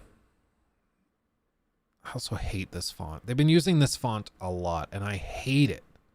It looks so stupid. Why did they use it all over? I don't know what type of the font this is or what family font this is, but they've used it in a ton of stuff. Like Far Cry 6 used it all over the place. I just think it looks terrible. It makes it look like a mobile game. Get rid of this font, guys. I know it's small, but I tell you what, it's going to make a difference. Promise you. Yeah, anyway. So all of this stuff doesn't surprise me. It's having trouble. As for what like this leak actually means, I really don't know. It just looks like he got a few screenshots and was able to get rid of the watermarks and then probably shared those. I don't, the fact that he says they might cancel it tells me he doesn't know anything about the game. So I don't know. I don't know. Because apparently it can't get canceled, and we've known this for a while. But people have said, like, dude, why did they make it this way? Why didn't they just go and like do just Black Flag, but without Assassin's Creed? Just do that. And I'm honestly not sure if that would have done as well as people just assume it would have done. Like, because let's be real, people played Black Flag, had a great time. So people said, oh, Skull and Bones, it's Black Flag, but pirates and not Assassin's Creed. That's awesome. But honestly, I think you run into trouble where the only way they could justify making Black Flag was because it was an Assassin's Creed game and it was going to sell millions and millions of copies. New IP generally have more trouble selling millions and millions of copies. They can, but it's not super common, which is why it's super, super exceptional when it happens. Like Elden Ring was crazy because it was a new IP from a well-established studio, though, and it did very, very well.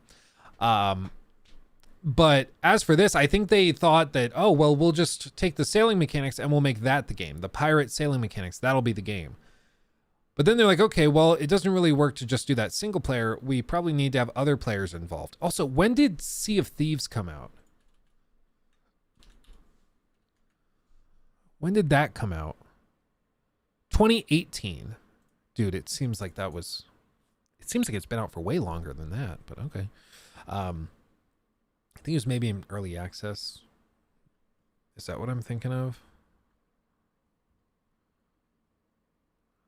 I don't know. Maybe it was 2018. I don't know. It feels like it was forever ago, but maybe not.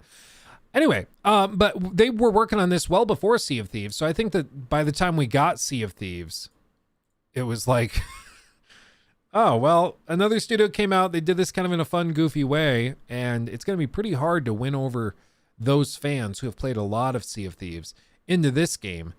And part of what made Black Flag work is that there was, of course, the boarding, there was the hand-to-hand combat, the on-land exploration, and the sailing. It was a massive, massive game. And I think they just realized the only way we can really achieve what people are wanting is if we basically make Black Flag 2. And I just don't think that they have the resources to do that. And I don't think that was in the scope of Ubisoft Singapore.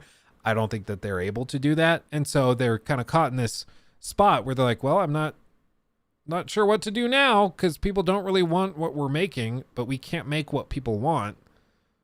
So we're just kind of screwed. It's a tough spot to be. Do you think developers overall should make simpler, lighter menus so all the processing power goes into gameplay? I hate fancy menus that hog processing power. Honestly, I don't know firsthand how much processing power as a percentage of like the frame calculation is used in these menus. I can't imagine very much. Maybe, I mean, if the menu is so heavy that it's actively degrading performance, then yeah, absolutely minimize. But I don't know enough about the development of games like these to say like, yeah, they could squeeze out these other features. They could have improved God rays if they simplified menus. I don't know. But I would definitely say gameplay should always take priority over how your menus look and run for real.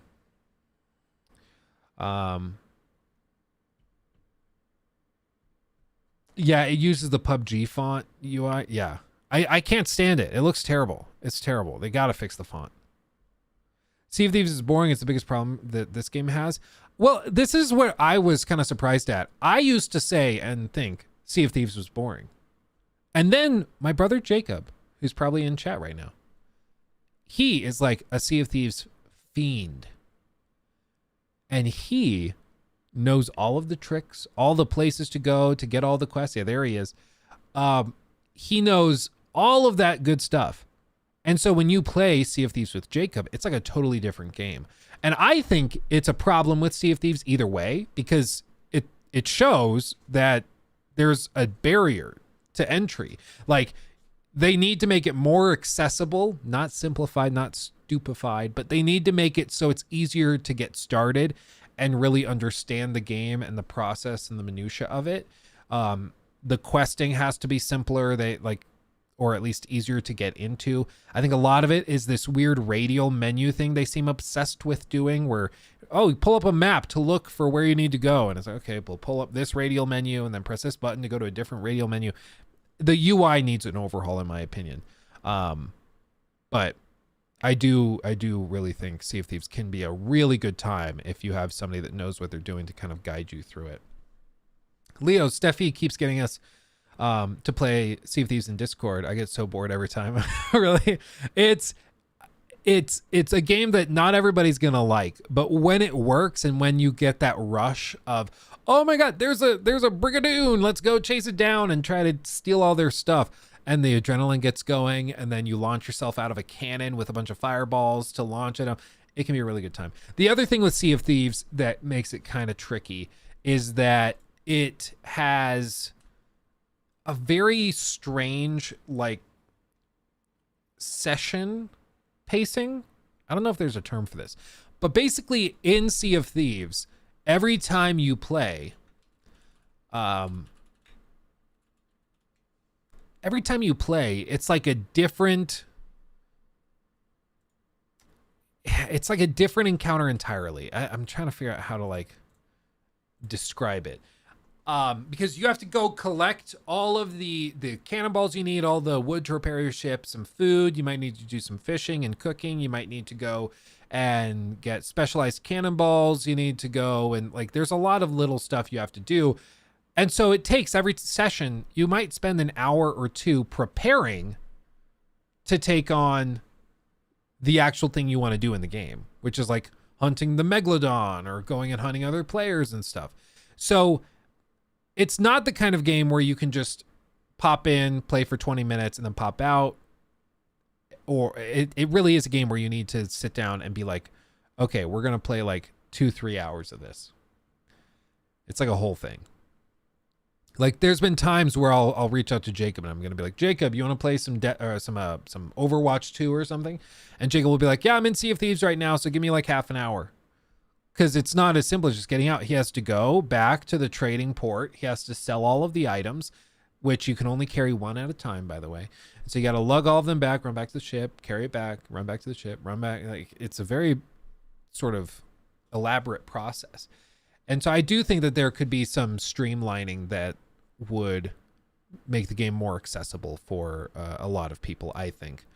But once you get into it, like there's moments like this. You can see in this gameplay video from Cliff the Story Guy, which I can share in chat right here.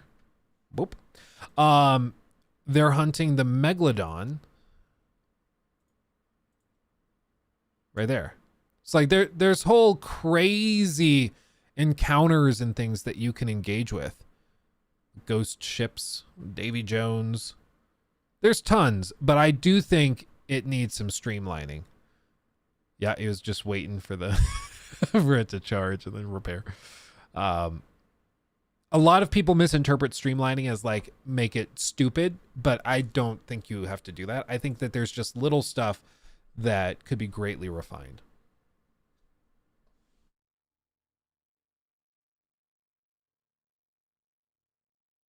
Felt that sneeze coming a mile away. Oh, baby. Man. Oh. Goodness. Thank you. Thank you, Dante. I have a friend who makes this game look fun. He'll snipe people while being shot out of a cannon. Oh, that's pretty cool. Witcher 3 just added the option for auto apply oils, which is awesome. Oh, really? Yeah, I guess I have never used that. I always kind of liked the process of preparing for the fight. Like, you know how in the Witcher books, whenever Geralt's about to take on some encounter, like I think in the first one, it was in the show as well, but there was the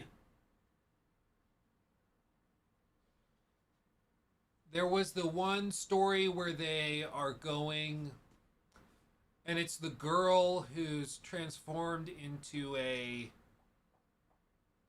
like a Higa or something. I don't know. It's the one where he has to like lay inside the sarcophagus while it's attacking until daylight comes. Anyway, but he does this, and it's like a whole elaborate thing of he's got to sit down. He takes his Astriga. That's what it is. Astriga. He's got to sit down. He takes the potions. He kind of meditates. He prepares himself, and then you go in. And I always kind of like that in The Witcher 3, where you're like, okay, there's a lesson in there. Let's get prepped. I'm going to take my oils. I'm going to take my Thunderbolt. I'm gonna get all this stuff aligned, and here we go. And I kind of like that, but I understand that is some minutia that people might not enjoy. Totally get it. Okay. I like those Sea of Thieves clips where people sneak on board other players' ships and sabotage them. Yeah, dude, there's a lot of fun to be had. There really is. Okay, I kind of want to see this this Borat and Resident Evil 4 video. Okay, I've not seen this yet. I'm gonna share it in chat. I want to see this. Let's see what this is. I'm very much intrigued.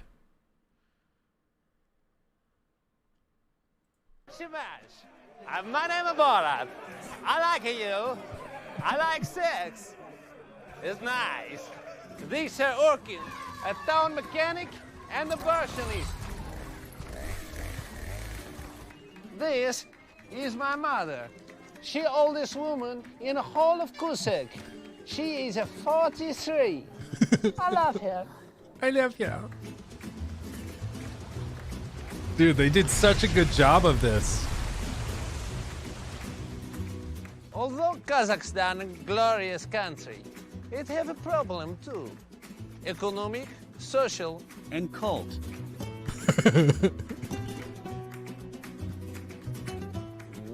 Whoa, you are.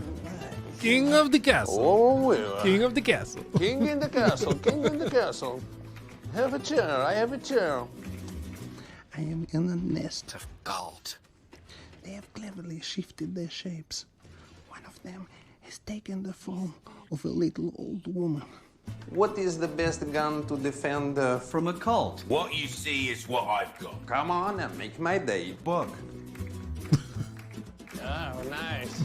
Oh my God. Leon, help! Well, I want to say hello.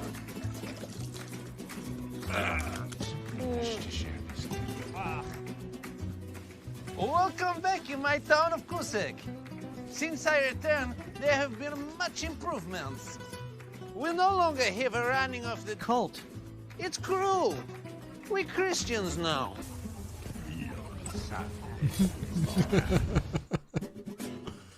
Dude, that turned out so good. That turned out so good. Wow.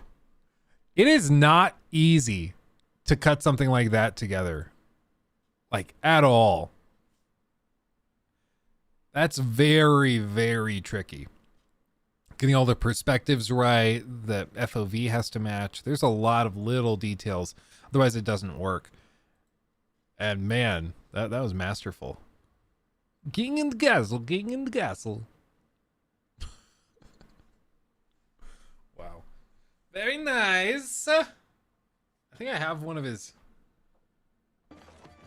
Naughty, naughty. Naughty, naughty. Let's see. Do you reckon Ubisoft will just indefinitely delay Skull and Bones like they have with Prince of Persia: Sands of Time remake? I'm so utterly baffled by it. There's got to be something I'm missing. Like, at this point, whatever government fees, whatever, it clearly is higher than what they think they'll make on it. Otherwise, they would just shove it out. So they keep working on it, keep trying to patch it or improve it, whatever. But I'm like, is there some agreement where they like agreed with the Singapore government if they have a Metacritic score under a certain level, they don't get the subsidies or they have to pay the subsidies back or something? Like, do they have some weird agreement like that, which is why they keep working on it nonstop and they don't want to just throw it out there and let it die? There's some piece of the puzzle we don't have, because right now it doesn't make any damn sense at all. Right now, based on what we understand it's that the Singapore government requires them to release a new IP from that studio within the next few years. And at this point, they could just shove it out there. It won't do well. It'll lose money and people will just move on. That's it. And if that's the standard, like, that's a bummer for the people that worked on the game and they aren't going to make money on it, but it just is what it is. It's a loss. However, they aren't doing that. And instead, they are actively patching it. They're actively working on it, doing updates, play tests, trying to fix it, trying to improve it. And it just makes me wonder what the missing piece is that explains all of this, because I don't get it. I don't get it.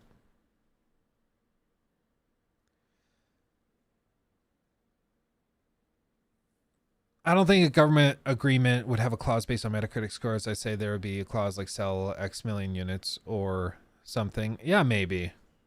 I really don't know. I know a good number of contracts have Metacritic listed as a contingency.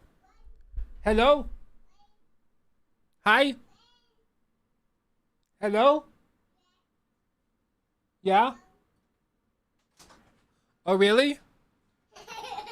Hi. Hi. Do you want to say hi to everybody? Yeah, come say hi to everybody. It's sun's out, so the guns are out. Hi, everybody. Hi, everybody. Oh, that's good singing. Yeah. It's very good. Can you sing your ABCs? Can you sing A, B, C, D?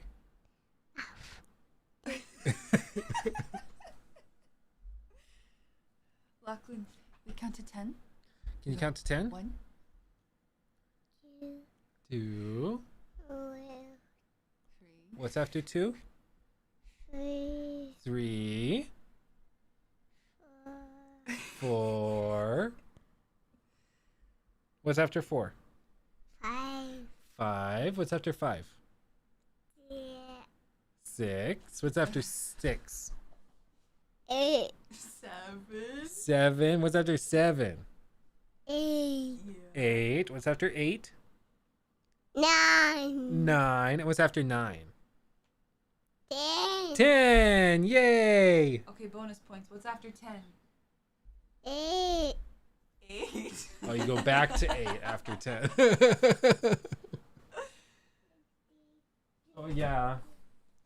He's been working very hard on that. It's very difficult. I'll tell you what. It's very difficult. There's so many numbers. Oh. What is it? Is it It's a tripod. Oh my. You tried to go under the tripod? That's a little scary, huh? I think that's bad luck. Yeah. This came out of the book stack I had.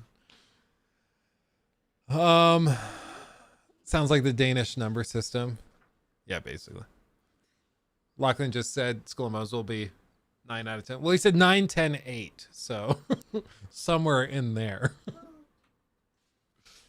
Oh, yeah. Boat. Boat. Boat.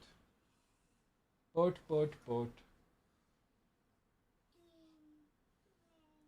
I've got a dream. Yeah, he's been singing, I've got a dream. I've got a dream. It's very cute. Yeah, we're gonna get into the Mirage leaks right after this message from our sponsor. Yeah, here in just a minute, we'll get into it.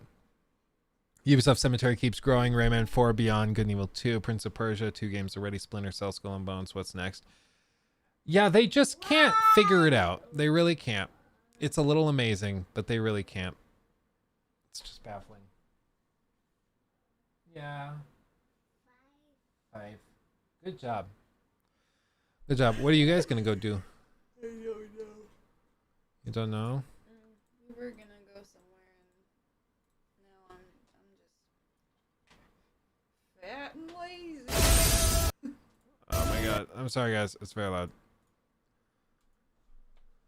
Mirage leaks after X amount of donuts. No, once Babe and Baby head up, we'll get into it. Oh, okay. Oh, he found South Park, the movie. Oh, thank you. Okay, Lachlan, can you say bye to Dad? We're gonna go upstairs. You gonna go play? He first has to pull out Shutter Island on Blu-ray. Yeah. Thank you. Thank you for that. What a goober. What a goober. To focus on Web3 stuff, maybe. I just think they're at this, like, whenever somebody gets desperate, whether it's a person or a company. Whenever somebody's desperate, they're unpredictable because they'll just do whatever they can to try and achieve their goals. And at this point, I think Ubisoft is very desperate because they've had a few rough years financially, and they are just grabbing onto whatever they can, approving whatever projects they think have any sort of potential, whether they're Web3 or not. And now they've got themselves in the case where they've greenlit way too many projects. They've lost tons of money on all of it. And they're like, okay, well, how do we dig ourselves out of this? And they can't easily, because you release it, your game gets reviewed poorly. It makes your next game look like it's going to review poorly. So like just the whole thing, time and time again, they just dig themselves deeper and deeper in the hole. I don't think there's an easy fix. Oh, you got the spider, Hagrid spider. Aragog. I don't remember his name. It always makes me think of somebody from Lord of the Rings. Oh, spider. Yeah.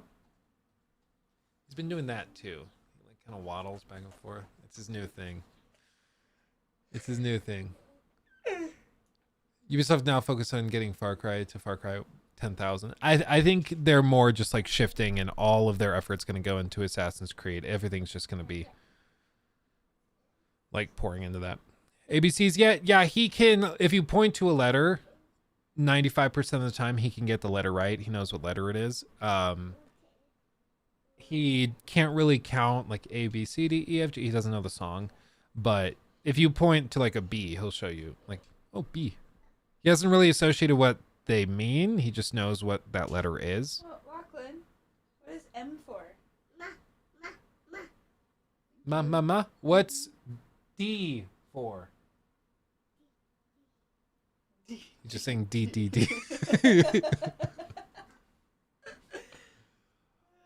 Nikki, what's your favorite game franchise? Game franchise? Yeah, they asked what your favorite game franchise is. Dragon Age, clearly. That's the only one that matters to me apparently at this time. Witcher is pretty close. But I've only played The Witcher 3, so I don't know if you can really support an entire game franchise off of one game. So there's that. We do know what baby number 2 is. But I mean, that's the fun. As in like being like, look it, here's our child. Surprise. I've heard the first 2 Witcher games are not very great. But I played Witcher 3 when Lachlan was a newborn. When I couldn't sleep, and it was solid. And both DLCs. That was pretty solid too. It was a fun time. Oh my gosh. Yeah, what'd you find? Oh, is it a tree? Thank you. This little tree. I have all the stuff together for this stream. I've put everything together. I had sat down and I was like, Tuesdays and Thursdays, I'm going to do it. But I'm also very pregnant. And we've been playing a lot of Fortnite. Because we have friends that are also about to have a baby. And we don't know when we're not going to be able to play Fortnite with each other anymore. So we're just playing Fortnite at night when I had planned to do a stream. So hopefully once baby number 2 is here, and we establish a schedule, I can get something a little bit more solid in the works. I have everything together. It's just sitting down and doing it. We are weirdly a Fortnite family. It's funny. Fortnite, no build. Nope, specifically no build, because we are old, and the building is too much for my brain. Oh my gosh. I would like to play Fortnite with you all, but I got banned. It's like I was talking to my cousin, my little cousin Winston. Shout out to Winston if he's ever in here. He usually comes in as like, I think it's JFS Funk or something like that. But I was talking to my cousin Winnie, and he casually mentions, he's like, yeah, I've been playing a lot of Valorant. It's like, what are you talking about? You play Valorant? That's pretty hardcore. It's like, yeah, I play Valorant, but I can't play right now because I got banned for trash talking. It's like, who are you? What? Because Winnie is the sweetest kid. I was just like amazed. It was crazy. Red flag, baby. Red flag, baby. You say so, red flag. I was tricked into playing Fortnite, and it's actually so much more fun than I thought. Yeah, dude. It's actually, I'm very impressed. They've done good with it. It's not perfect. There's some stuff where it's like some things are not balanced quite as I would like them, but I've been impressed. It runs pretty well. Well, at the like beginning of the pandemic, we were doing Warzone. We played oh my gosh. You gotta get like close. I feel like you're trying to like. Never mind. Okay. At the beginning of the pandemic, we were super into Warzone. Played it for like a year. Got super into it, and then lost interest. And then a couple months ago, like 8 months ago, we got super into Overwatch 2. So we were playing Overwatch 2 like every night. And then that was starting to get really old. And so we brought out the Fortnite no build, and Fortnite no build has been a nightly occurrence in this house for like 3-4 weeks now. Oh, careful! That's the Titanic. We don't mess with him. Careful. Titanic's bigger than you are. Gosh, is Fortnite better than Warzone? I enjoy it a little bit more. Oh my! Lucky found this. Good find. Oh, what was that? I mean, Luke, what do you think? Do you think Fortnite is better than Warzone? I'm enjoying it more, I think. It depends on what you mean by better. Like, I think the movement's tighter in Call of Duty and in Warzone, but I think Fortnite supported way better. And they seem to break it far less often. And it doesn't have the same pay-to-win stuff that Warzone has, where they break the game. Oh, Lucky, no. Here's your flag. Lachlan. You're welcome. He's like, thank you. Now I can break it with the flag. Yeah, anyway, it's just different. I think Fortnite's probably the better game as it is overall. Because like Warzone was good, but it has been falling apart. And they show zero interest in fixing it or anything. Oh man. I don't even know. I enjoy it a little bit more than Warzone, but I think it's because I'm blind, and with the skins in Fortnite, I can see them. I don't know though. And the skins are fun. And if you've ever like blindly been enraged by a 12-year-old, it's kind of therapeutic because you're like, I probably just really made them mad. They probably just screamed their first curse word. And that there's just something that feels right about that as well. And bad. I don't know. There's no winning. Oh gosh. Isn't the dances a bit cringe? Well, you don't go for the dances. If you have seen those YouTube videos of the dance battles in like the middle schools and high schools though, I mean, that's pretty cringe. But then I look back to like when we were that age and everybody was planking, we just didn't have as good of cameras or internet access. So who knows? Maybe we're all cringe. Oh, Alex, thank you. Thank you very much. It's gonna read it. It's gonna read it. Alex super chatted Yeah, there it goes. $4.99. Love the videos, man. Happy to catch the stream. Also very excited. Got registered for my pre-rec today for Rad Tech. Oh, dude, crazy! That's super awesome. That's super awesome. Well, thank you for the $4.99. Good luck with that. That's wild. Yeah, you're moving. You're on your way. Just gotta keep chasing it. Lachlan, no mohawk today. Why? Lachlan is the only person who can pull off a mohawk. Yeah, well, he had it yesterday because we went to a wedding, and so he's chilling today. He's relaxing. Do I play Apex? Yeah, I like Apex, but the servers have been terrible the last like 6 months, to the point where I can't even deal. Like weird stuttering, weird hitching, constantly rubber banding. Like we have pretty good internet, and like I play with a few other people and they also have the same issues. So whatever it is, the Denver servers or the Salt Lake City servers are garbage right now, and they've not fixed it. It's a bummer because I like Apex. I'm impartial. Oh, thank you. Oh, okay. Hey, love. It's like, hold on, I gotta type some stuff up. Hey, we're gonna go upstairs, okay? Can you say bye to Dad? And I have a foot in my rib. Can I have a hug? Oh, thank you. Oh, thank you. Yeah. Oh, thank you for the kissy. Thank you. Aww. Do you love your dad?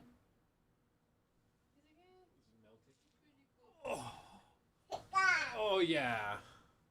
Oh. Good guy. Yeah. Thank you, thank you, thank you. Don't lean back. Okay. You gonna have a good time with Mama while Daddy finishes his stuff? Can you say bye-bye, everybody? Bye, everybody. Goodbye. Can you say anything to them? Bye, everybody. Bye. Goodbye. Do you have anything? Words of wisdom? Words of wisdom, Lachlan? Goodbye. Goodbye. Goodbye. Goodbye. Goodbye. Okay, you be nice to your mother, okay? Well, I don't know about that. Okay, bye-bye. You gonna walk? Walk out. Walk upstairs? Bye. See you later. Later. Bye. Bye, love you.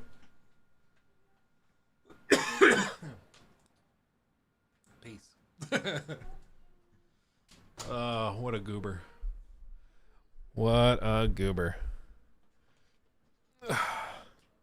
Gotta keep my wife off Luke's streamer. She's gonna want a third. You gotta stop that, sir. Sorry, Nathaniel. Sorry, you're right. That was very irresponsible of me. I don't know what I was thinking. Oh man. Anyway, nice little visit from Babe and Baby. Luckily though, Fortnite's gotten this dude to play God of War, Witcher, and try the new Dead Space. He's terrible at all three, but at least he's not on Fortnite. Well, you know what? That's one of the powers of Fortnite, is that it introduces people to franchises they don't know about, which is kind of wild. It does hurt when you hear people say, "Oh, look, it's Halo from Fortnite," when they see Master Chief. That hurts a little, but you know what? In general, I think it's probably a net positive. Take a ride with me. I don't know why it would be giving you trouble. But one way you can do it, and I've mentioned this before, but I just don't want to be like super cringe by constantly bringing up where. Oh no, it is missing. Why is it? Oh no, it is there. I don't know what this. Okay. If you go here to the link tree, there's a donate button, and in that donate button, you can actually donate that way instead of super chats if you want to do it, because I know some people have trouble with super chats, and it's caused issues before. So I know that can be a thing, and it should send a notification to the stream as well. And then if it doesn't, just let me know, and Frosty 2014 I'll call it out either way. $4.99. Thank you, my friend. Hey Luke, love the channel. Been going through health challenges, and this has been a huge help. Oh, geez, dude. God bless you and your family. Well, thank you for the $4.99, my friend. Never feel obligated to do that, especially if you're dealing with stuff in your personal life. But I hope you're doing well. Truly, that sucks. But yeah, hopefully all of this whole thing can offer a little bit of respite from all of that. How old are you, Luke? I am 25. I'll be 26 on June 17th, which is my birthday. So, like a little over a month away, I think. Ooh, and it's on a Saturday this year. Wow. The baby's due on the 10th, so exactly a week before my birthday. So if the baby comes a week late, we could have the same birthday, which would be super, super fun. That'd be super fun. Damn, I'm older than Luke? I guess so. It's crazy that you're only 25. You're very wise for your age. I'm 10 years older than you. That's crazy, dude. I remember being like 11 and hearing people say like, "Oh, Luke, you're so mature for your age." I don't even know what that means. Like, what does that mean? Like, it's just, okay, what am I supposed to do with that? I'm just a kid, but people are like, "You're very mature for your age."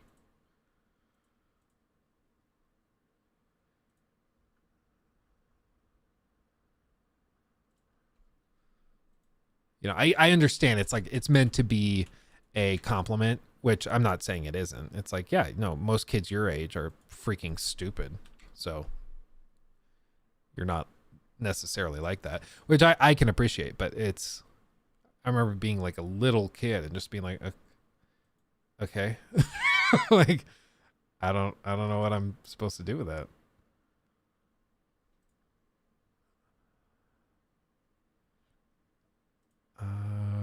Okay. Luke's new baby. Valaha. That would actually be very funny. Luke, 11-year-old Luke watching Todd Howard's clip. He's lying. Don't buy it. Honestly, I used to be, and I've talked about this before, I had sort of like a crisis of self years ago. Just like, not that far ago, like 3-4 years ago, where I like reevaluated everything I believe, like religiously, politically, economically, everything. And like reworked the whole thing and was like, okay, why do I feel the way I do? Why do I think the way I think? Am I being consistent about this? And I really, really tried to just reevaluate everything. And part of that was what led me into how now we focus on skepticism a lot, on trying to be very level-headed, not buying into the hype just because it's fun to buy into the hype, but because we should care what is true. And I think it's been generally a very, very good thing, because once you realize, hey, I don't really have a good reason to believe a lot of the things that I believe, you kind of reevaluate. You're like, okay, well, then let's figure out what our deal is. Why should we believe what we believe? You rework it, you figure it out, you know? Luke landed on Scientology, and this is a big recruitment for us to join the church. I'm not saying you should join the Church of Scientology. I'm just saying it makes a lot of sense.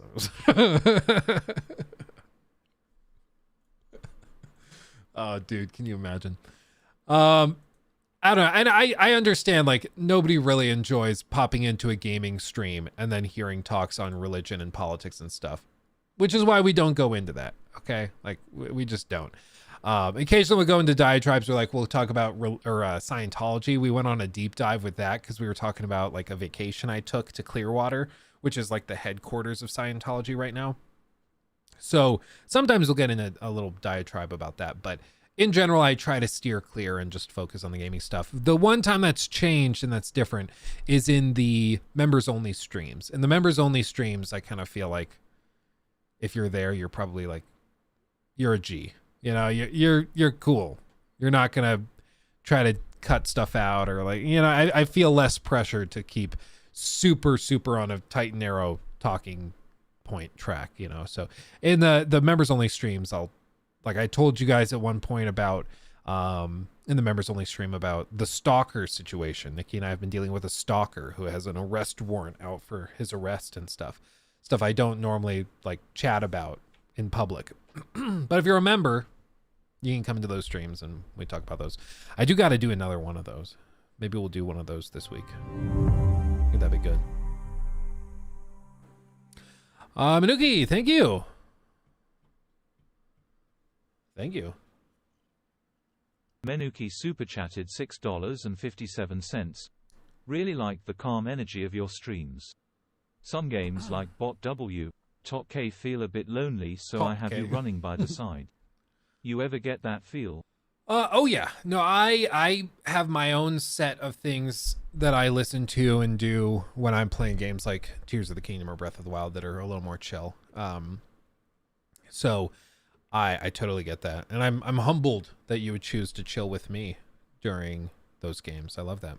And I get the calming energy. People asked me in high school all the time and in college. They were like, Luke must be baked out of his mind all the time because he's just like so chill.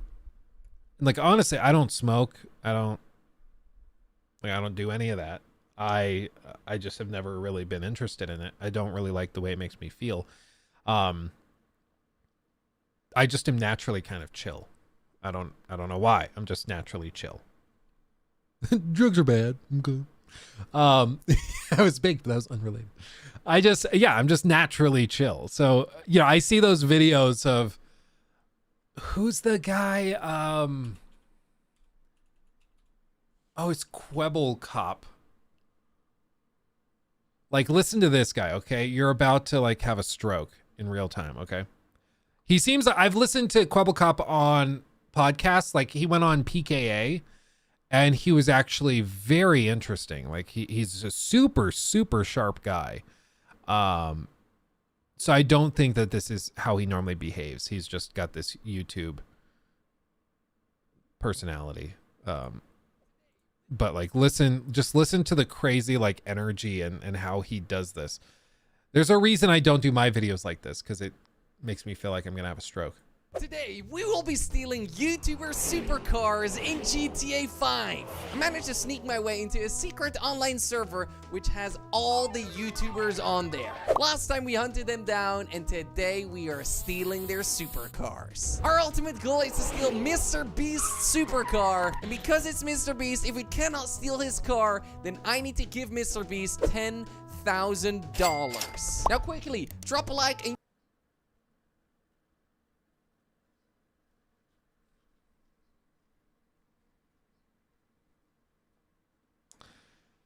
Yeah. He's a very smart guy.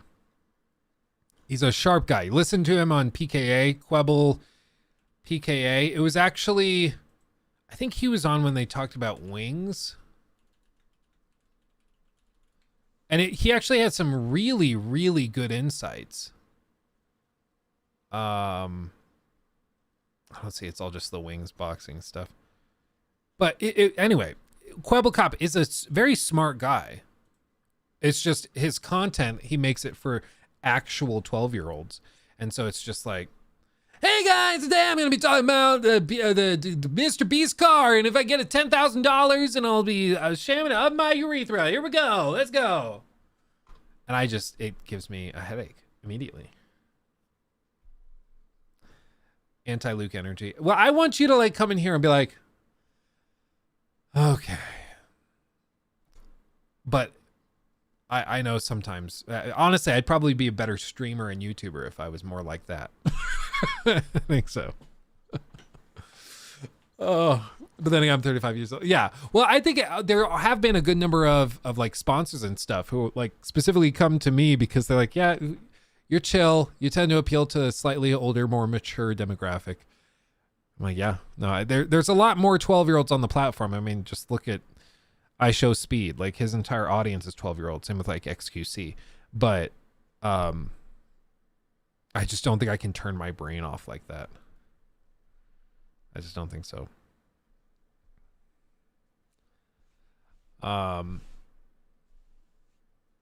Let's see. I don't watch YouTube streamers at all. I got into Luke's reviews of games I played and happened upon this, and the vibes are right for me. I'm glad, Eric. Yeah, no, and we're growing, we're making progress, and who knows, as the stream grows, maybe it'll shift, maybe it'll change. I don't know. But I'm feeling good. Okay. Chrono, I would probably watch if the stakes were something shoved in my ear. Yeah, see, that's stakes, guys. That gets people hooked. I Show Speed is 15, I believe. No, I think he's like 27. I don't think he's a child. I Show Speed is on speed. I think he and a lot of people in his circle are pretty toasted all the time. Yeah. Aiden Ross, I would not be shocked at all if Aiden Ross is like flying pretty high most of the time. You can hear it in their voice. You can hear it in their voice. Like when you've done a lot of coke and when you've done a lot of, let's just say, recreational drugs, your voice changes. And is IShowSpeed really that young? He just comes off to me. Yeah, it says he's 18 years old. He's born in 2005. Okay, wow. Either way, he behaves like a 7-year-old on crack. So I don't know what to do with that. But what is XQC then? An alien. You can be born in 2006. I know. You can be born in the 2000s and be over 20 years old. How insane is that? That's not allowed. Aiden Ross might be the most out of touch person, bro, though the average person makes 120 a year. Or bro thought the average person made 120 a year and was dumbfounded when he found it was only like actually 30. Well, and he straight up on stream said that he knew he pumped up, I think, MILF coin. It was like in the height of the crypto craze. And he hyped up MILF coin and then dumped all of his coins before the whole thing crashed. A straight up pump and dump scheme. He admitted to it on stream like a few months ago and said, yeah, I hope none of you guys bought any of that MILF coin stuff. I had to get that bag. They paid me a fat stack for that. Like, can you imagine just casually admitting to like a felony? To like actual fraud? It's amazing, dude. It's amazing. It's out of, it's just insane. Then a day later, he told his viewers they're dumb if they bought that coin. Yeah. Like, we've talked about on stream, people were like, oh, Luke, you should just take those mobile game sponsorships, like the ones where they pay however much money for you to just be like, yeah, and check out this mobile game. You know, Raid Shadow Legends. They've got these different heroes. It's available now. Check it out. People are like, yeah, get the bag. We know that it's like, that's what you're doing. But I don't know, man. It's just, I can't even imagine being so, I don't even know what the word is for somebody like that. That like straight up scams his audience. And then like afterwards, it's like, I hope you guys weren't so stupid to think you should actually do that. It's amazing. Like imagine if I just started posting out of everywhere links to like sign up for this crazy software or whatever. And then you put your email in there and it just doxes you and then everybody pockets like just a straight up scam. And then the next day I'm like, yeah, I hope none of you guys were stupid enough to do that. It's just crazy.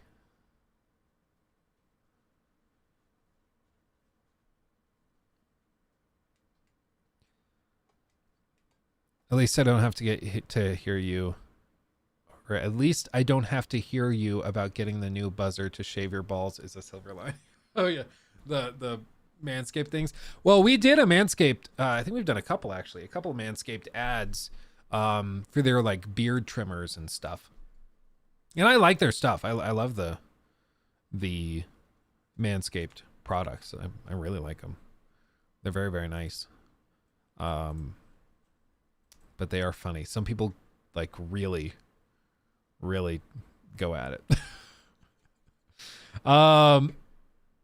Like Luke couldn't do it with a mostly adult community. It's a straight crime, bro. We get banned. It's just amazing to me. Like people are getting custodial accounts on Webull and stuff, and then buying MILF coin, and then they lose all their money, all their allowance, and then Aiden flips around and it's like, yeah, I knew that was a scam.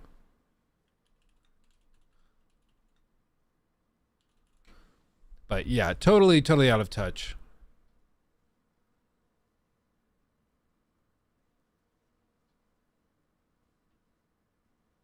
I just don't know. Like, all of these guys get called out. All these guys get called out and they still have like huge audiences. It's just amazing to me. Like, they really don't care. No, their audience does not care. Aiden Ross admits he's scammed. Yeah, read that again. I couldn't find the original Aiden link. Ross admits that he and Speed scam the communities. Did you scam people? Yes, bro. Listen. You scammed people? Oh, yeah. Oh, we all did. Oh, you're going to do it too. Oh, me, Speed. Oh, you know. Hold on, Wait, what do you scam them on? Guys, call me. Wait. What's up, dog? Did you scam people? Yes, bro. Listen. You scanned people. Well, event. Oh, we all did. Oh, you're gonna do it too. Where's the link of the MILF coin thing? I will give it a chance. I'll watch the context. Bro. Like I just know it's from my community, bro. I know it, bro. Damn. I also can't stand the bra thing. Yes, bro. Listen, you scanned people. Oh yeah. Oh, we all did. Oh, yeah, we gotta fix that, go. Yeah, bro. Yeah, bro. Yeah, him or no? Yo. Yeah, bro. L scammer. The cock says Lamau. E-money 7. The show would say bullshit. Told him. But I'm thinking. This isn't it. I don't know, man. I just. Oh, this is it. IG #1 Discord for stock tips. Aiden must buy AMC today. Yeah, listen to this. Chat, by the way, that MILF token shit I did a while back. He hyped it up. He said, everybody go out and buy MILF token right now. It's going to go to the moon. We're all going to be millionaires. Do it, do it, do it, do it, do it. I already told you guys, don't buy that shit. I got paid a bag to do that shit. Like, I don't give a fuck. How many of you guys actually bought it? You hear that voice, too? That's somebody who smokes a lot and is probably engaging with a little bit of the devil's dandruff, too. Swift or... IG #1 Discord for stock. It's just amazing. Like, actually, unironically admits to fraud. Shit I did a while back. I already told you guys, don't buy that shit. I got paid a bag to do that shit. Like, I don't give a fuck. How many of you guys actually bought it? Aiden,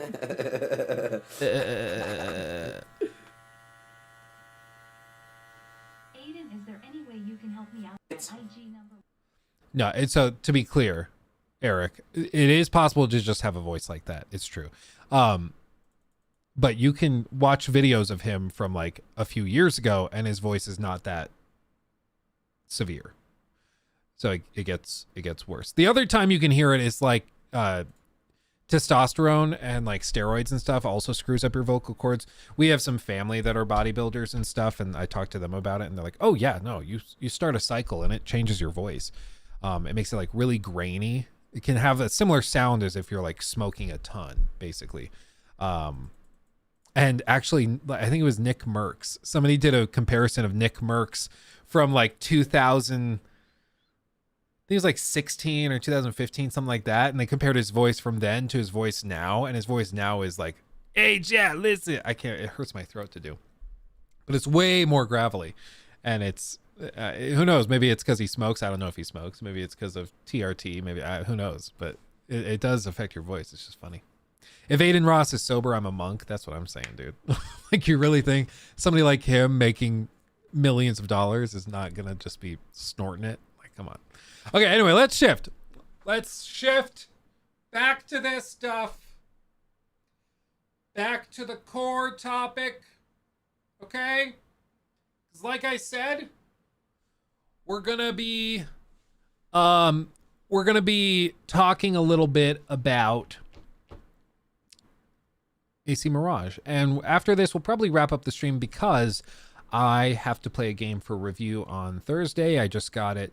It's going to be interesting. I think it's going to be really, really funny. But we're going to see. Maybe they'll blow me away. Can't talk about what it is, though. But I'm sure you can put two and two together. Let's do this. I'm not on cycle, but yesterday a 9-year-old asked me if I was a gym bro because I was wearing a tank top. Best compliment I've had in years. Yeah, right. That's great. You look massive, dude. I love it. Okay, YouTuber. Let's do this. Assassin's Creed Mirage is coming. And in the last 24 hours, there's been a handful of leaks. Some real, some just seem kind of made up. And we're going to look at them. Okay, we're going to look at them. We're going to talk about them. We're going to evaluate them. We're going to explore them together. And it's going to be a very good time. And I'm excited to be able to share this with you. Oh, and after this, we have to talk about Hideo Kojima going to the Apple headquarters because that's like a whole thing. Okay, ready? First things first. The first story that kind of started going around was about 3 days ago. And this was posted on r/gaming leaks and rumors by user ALCATY. Alcatty, maybe? I don't know what this person's background is. Let's see. Do they have a history? It looks like they have a pretty well-established history of posting on Reddit. They've got a lot of karma. They've been around for a while, so this is not a burner account. But what they posted was this one. It looks like it's a link from Twitter, so they weren't the one necessarily leaking it, but they were sharing something from Twitter. And then somebody mirrored it. And the whole thing is like 120p. Super, super hard to see, but it just shows some cloth physics working, some running. Pretty basic. Some people have said this is just like a tweaked version of AC Origins. To me, it looks legit. Frankly. And as for what we can take from this, who knows? It's just like cloth physics and you can run in the game. One of the other things is that the camera is sitting far lower, which is interesting. That's compelling because in the last few games, the camera's been very high up and far behind the character. So it has this very different vibe to it, much more akin to, a typical third-person action game. Whereas this one, the camera's been shifted down, which is much more in line with old-school Assassin's Creed games, which is compelling, very interesting. One of the other things that happened was that there was a post. This was like 3 weeks ago, so this was a while ago. But there's a post in Jeux Vidéo magazine, one of the biggest and most popular video game magazines in France, and they reported in their latest issue that Assassin's Creed Mirage will release on the Infinity launcher. And that'd mean it'd be the first AC game on the Infinity platform, unlike what Ubisoft said back in September about AC Red being the first game to release on Infinity. What that actually means, I don't think anybody really knows, but what they've said is, it was supposed to be released around this time as well, but it seems like it got delayed internally. Red, that is. So maybe that's why this is shifted around. As for what this specifically looks like, I think this post by Nikki is probably about right. Infinity is going to be a platform similar to Hitman World of Assassination, according to how developers have described it. It's not going to be an additional launcher, so it's not like there's going to be the Infinity launcher where it's a new thing like Epic, and then you have the Steam launcher, and then you have the Infinity launcher. It's not like that. It's not going to be an MMO, and it's not going to be an online game. It's basically just going to be like, you guys know back in the day, was it Black Flag? I think it was maybe Unity, actually. Did somebody comment it? Because it's like very... Oh yeah, right here. Somebody in the comment section actually posted it. It's going to be a hub application game with additional free and paid content, something like what can be seen in the AC Unity prologue, where there's a selection of campaigns to be played. This one, AC Unity prologue selection screen. I don't know if there's going to be pictures of this, but yeah, this is exactly what I'm thinking of. This. So you guys recall this, where Helix, this was like the whole thematic thing of Abstergo and everything. But this is, from what I can tell, what AC Infinity is supposed to be. It's basically like you can select the different story missions and campaigns in different worlds. And maybe they have a different way of doing this, where it's like a central hub where you can walk through doorways and then go to a different world. You walk through this doorway, you go into Valhalla. You walk through this doorway, you go to Baghdad. You walk through this doorway and you go to London. There's a lot of cool stuff you could do. But in AC Unity, it was shown just as a simple menu where you would select, the basic one that they wanted you to take. But AC Unity kind of showed an early idea of what AC Infinity would eventually be. So I would guess we eventually have like Assassin's Creed Infinity as its own thing. You boot into that, and then that hosts all of your save files, all your skins, all your cosmetic, everything, and then that can be transferred into different games from there. Love it or hate it, that's what I understand the idea is. However, what we can take from that is not much. It's like, okay, a magazine said that they were going to do this thing. Maybe it happens, maybe not. I don't know. Who knows? Who knows, right? Can't take much from it. But there was also, and this happened yesterday, late yesterday, and then the articles started getting written early this morning. And this one is a little less, I'm like, okay, well, what do we do with this? A French YouTuber posted, quote unquote, a ton of leaks for Assassin's Creed Mirage. This was by no means a quick video hashed together by a small creator looking for clickbait views. This YouTuber, who goes by the name of Jonathan, is a popular French creator who seems to enjoy dipping his fingers into lots of pies. In one of his recent projects, he decided to blow the roof off of Assassin's Creed Mirage with a ton of leaks. Here's the video. Again, it's in French, but we'll summarize everything below. At the time of publishing, much of this information hasn't been corroborated or confirmed, but much of it does track with expectations or reveals thus far. This is the video.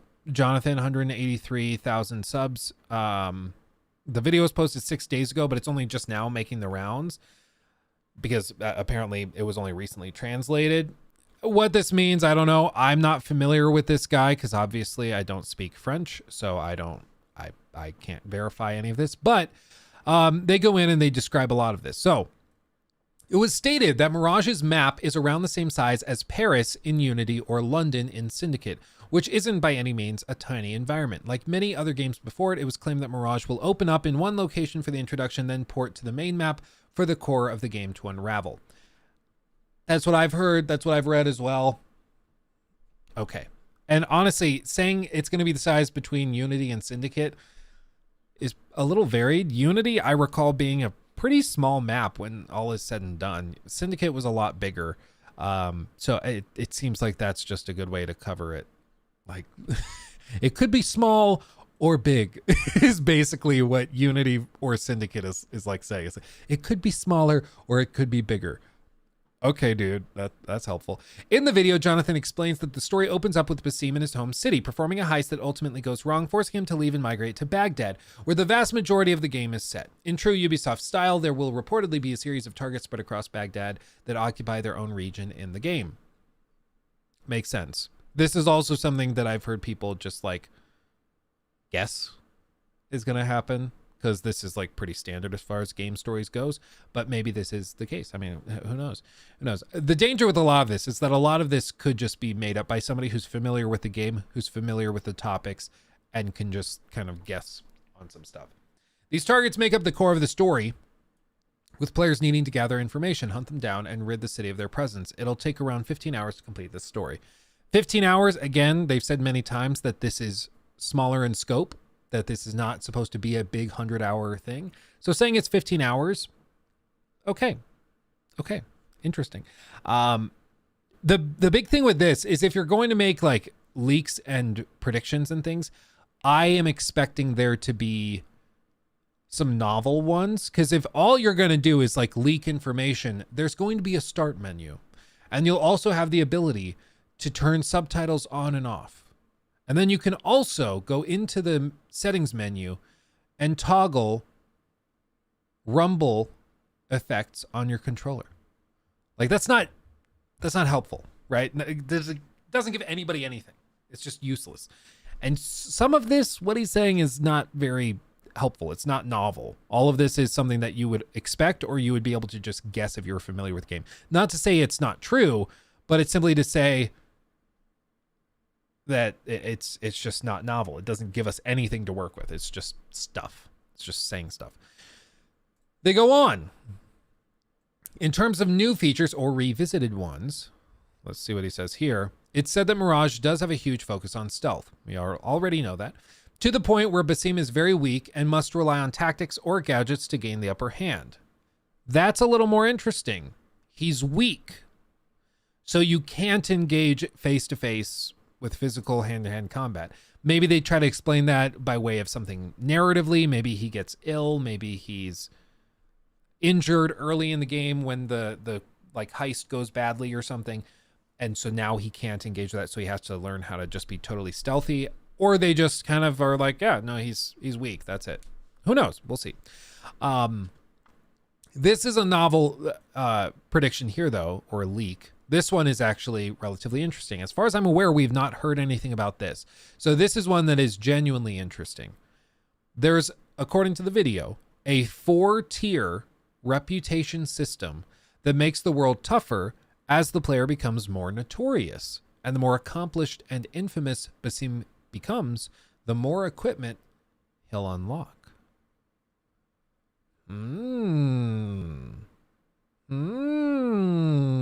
Interesting. To me, that sounds very similar. Like, I think it was AC2. Oh my God. This moth is going to kill me. Oh my God. Yeah, you remember the old school, like, wanted posters in AC2? I just want to show like the pictures of the posters so people will remember what I'm talking about. Dude, old school AC2. Let's see, poster removal. Yeah, reduce your notoriety by removing posters, bribing a herald, or killing a corrupt official. So you can go through, you remove those to lower basically your wanted level or notoriety level. Just like this right here. You remember these, you remove it. And then boom, it lowers. So it sounds like he's saying something very similar is going to be implemented in Mirage, which is interesting. And with this tied in where they're saying the more infamous, well, they say accomplished and infamous, doesn't necessarily directly tie to the notoriety, but there could be a cool thing where if you complete quests while on a high notoriety like tier, then you can get more XP payouts, or you get special access to different upgrades and things, maybe something like that. That could be interesting, where you can choose to get rid of your notoriety and have an easier time in the missions, or choose high notoriety and get through the missions that way. That could be really, really interesting. Oh, thank you. Thank you. Like you. Got a mouthful. He was throwing a fit. He didn't want me to leave him upstairs. Oh, well, thank you, dude. Thank you. So it's going to be very, very interesting. Very interesting. Let's see. If that is all true, I imagine it'll simply be you having low health at the start of the game and upgrade throughout it, basically like every single game. Yeah, just maybe like, are they going to justify it narratively, or is it just going to be the thing where it's like he's a new recruit and so he sucks in the early game, and then as you play the rest of the game, it levels up? I don't know. Somewhat of a hot take, but I liked AC3's combat in that it was very versatile and flexible. It was tense and kept you on your toes, especially because of the limited health. AC3, I remember playing it at launch and thinking it was like next generation. It was super cool. The animation quality was crazy. The finishers were gory and intense. I really liked AC3 back in the day. Nowadays, of course, in hindsight, it doesn't look that great. Doesn't play that great, but I think it's because it was kind of the stepping stone to what they would do in the next few games. Let's see, they go on. There are reportedly all new movement mechanics and animations. Parkour is, quote, like Origins, but better, end quote, whatever that means. There are almost no modern day references or scenes, and there's a tie-in with the Isu that connects some story elements together. Apparently, we'll also see factions return to the game, like in AC2 and beyond, with players having the ability to hire them for various purposes. Interesting. So it basically sounds like old school Assassin's Creed, just with a new coat of paint, which is pretty much what everybody else was saying. And finally, Jonathan claimed the release date will be October 12th. He stated that, quote, there was no chance of it coming in August. That was BS. Interesting. As to what we can take from this or make of it, I'm not entirely sure, to be honest. I think maybe, is there a way? Settings, I don't know if it's going to let me do it. But run down on everything. Oh, geez, this person went crazy. There is an Isu temple under Alamut, which stores the records Altair uses as keys to enter the library. Apparently, this isn't a spoiler because it's on the AC Wiki and is part of the lore. There's just going to play into that. Okay. The release date is October 12th, unless PlayStation or Xbox announced a big game around that date. There was no chance of it coming out in August. The parkour resembles an advanced version of Origins, which makes sense because it's on Valhalla's engine, but with slightly better animations. Basim is hurt. When Basim is hurt, he will limp. There's some cool animations when he's jumping across rooftops, but it isn't like Unity, so lower your expectations there. Crowds aren't anything like Unity. Personal opinion, that kind of makes sense because Unity has crowds of people chanting in the streets outside buildings, whereas this is more of a city. Okay. It's a lot more than Valhalla. Sorry. Assassin's Creed Valhalla. But, which isn't hard, but don't expect Unity levels of NPCs. The game really is centered around stealth. Basim has very low health, so 3 hits and you're down. That's why there's such an emphasis on gadgets, throwing knives, smoke bombs, noisemakers, one of those tubes you blow shit out of with sleeping darts and berserk darts. Interesting. I'm gonna be, I don't know. This whole thing is very, very interesting. Very interesting. There's not a lot of novel predictions here. The notoriety thing is, I think, the most novel thing he mentions. Everything else is kind of par for the course, pretty standard as far as Assassin's Creed leaks are concerned. But I am at the very least intrigued. Because everything we're hearing as we get closer and closer just sounds more and more like old school Assassin's Creed, which is good.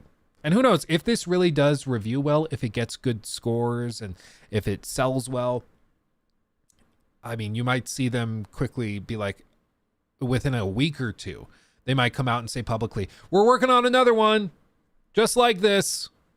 Because they're going to get so high on their own supply, so high at the taste of success and positive feedback after all these years of negative feedback, that they're going to be like, oh my God, yes.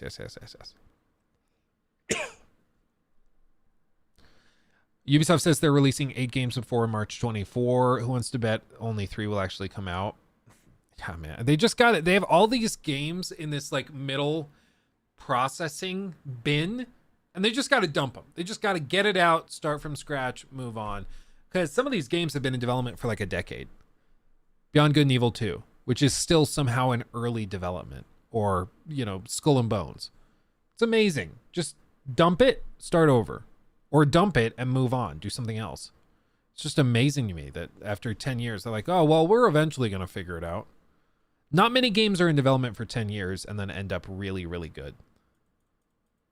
Just not super common. Okay, let's talk about the Kojima thing real quick.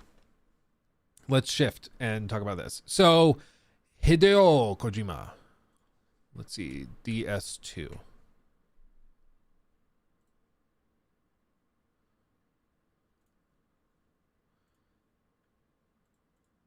This. So, Hideo Kojima has previously said he's interested in exploring VR titles. However, he has not been able to do this because VR headsets currently make him very motion sick. That's what he said before. However, what he described in a few different articles and interviews in Japanese, so they've been translated and they're kind of hard to figure out, but what he's described previously is that he previously has worked on what he would consider innovative VR titles, but he's had to put those projects on hold because pretty much every VR headset he tried to develop for made him nauseous and just didn't work.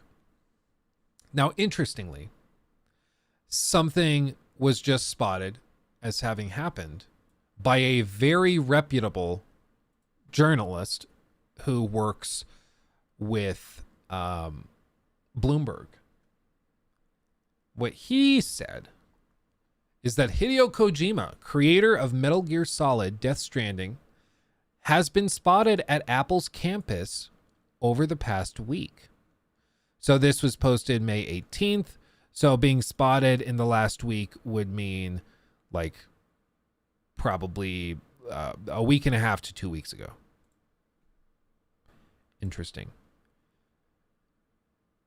Could mean he's a part of WWDC. Perhaps a port to Mac or Apple Silicon, if not the headset. No Man's Sky for Mac, announced in 2022 but delayed. could also finally ship. So maybe this is just something as simple as, hey, we're bringing Death Stranding to Apple Silicon. Maybe it is something like that. I don't know. I don't see Kojima as the type to do spend all of that dev time and effort porting to Apple Silicon. It also, my understanding is that Kojima Productions does not have a huge engine team. They have coders and stuff, but they don't have a huge engine team, which is why they went and worked with Guerrilla using the Decima engine. So, and again, I'm not a coder, I'm not a programmer, I don't know any of this stuff, but I cannot imagine it's that easy to just quickly get a game that was built for Windows and consoles working on proprietary Apple Silicon. I'm sure it's a lot harder. Now, granted, Apple could bring engineers over and help. Maybe. I think it's kind of weird to target Kojima first and foremost. I'm like, if you really want to take off and do really, really well, Apple should pursue partnerships with something. I don't know. It just seems like a weird first place to go. It seems like Apple with all of their money should go and try to get a deal done with Rockstar or somebody for GTA. Can you imagine Apple pays them $10 billion to get GTA 6 available on Apple Silicon? It'd be crazy. All of the marketing materials are rendered on Apple Silicon. It'd be wild. Extremely unlikely, almost certainly not happening, but you never know. If anybody has the money to just throw something at Rockstar to do something, then it would be Apple. However, if you're not aware, what Apple is currently working on is a VR headset. This VR headset, if you've not heard any rumblings about it, is a little weird. Not a little, it's really weird. Nobody in Apple, none of their engineers seemingly know what this even is. This is what some renders guess it'll look like. It's going to be announced at WWDC here in just a couple weeks. Reportedly, this thing costs $1,500 to manufacture. They're going to sell it for $3,000. It has individual 4K OLED screens inside. It's certainly going to be one of the most beautiful and amazing VR headsets available, but nobody really knows what it's going to be for. Even the Apple engineers that have previously worked on it, who have leaked out and spoken about some of this stuff, they've been yeah, it seems to be a solution in search of a problem. Nobody really knows what this thing is supposed to be used for. It just seems like we built a VR headset and now we're okay, well now what do you do with it? Nobody knows, because it was not built to be the solution to a problem. It was just built because they were yeah, we want to make a VR headset, and they're trying to come up with what their next big thing is going to be. And yeah, $3,000, $3,000. Now, some people say that's because they're targeting engineers and they want engineers to buy it so they can make apps that are for the average consumer. Who knows? But if this instead is more that they are prioritizing getting Kojima and his games to release on Apple Silicon, on Mac Minis, maybe they show Death Stranding 2 running on a MacBook Pro or something, that could be interesting. My understanding is that these laptops are very powerful and could certainly run something like that. However, it's just extremely hard to port. Apple Silicon is very specialized, and there's a reason you don't have a lot of ports for games on Apple Silicon. So it's going to be interesting. I've said before, Apple's complete neglect of the gaming sector is so weird to me. It's so weird to me because for ages, everybody's always said Apple has never prioritized video games. They've never really made it a priority. Occasionally they'll get a port for some game. They'll get Batman Arkham Asylum working on it, but it's very few and far between. And even then they don't tend to run very well. But I think it would just be a slam dunk. People love their MacBooks, but it's always been that people feel they have to buy a MacBook, and then if they want to game on PC, they have to buy a big gaming desktop as well. And there's so much money in gaming. It's just so weird to me. If they just walked in and they're yeah, we're gonna come and we have this new system where we're gonna start helping developers port their games to Mac OS, that, it would be easy money as far as I can tell.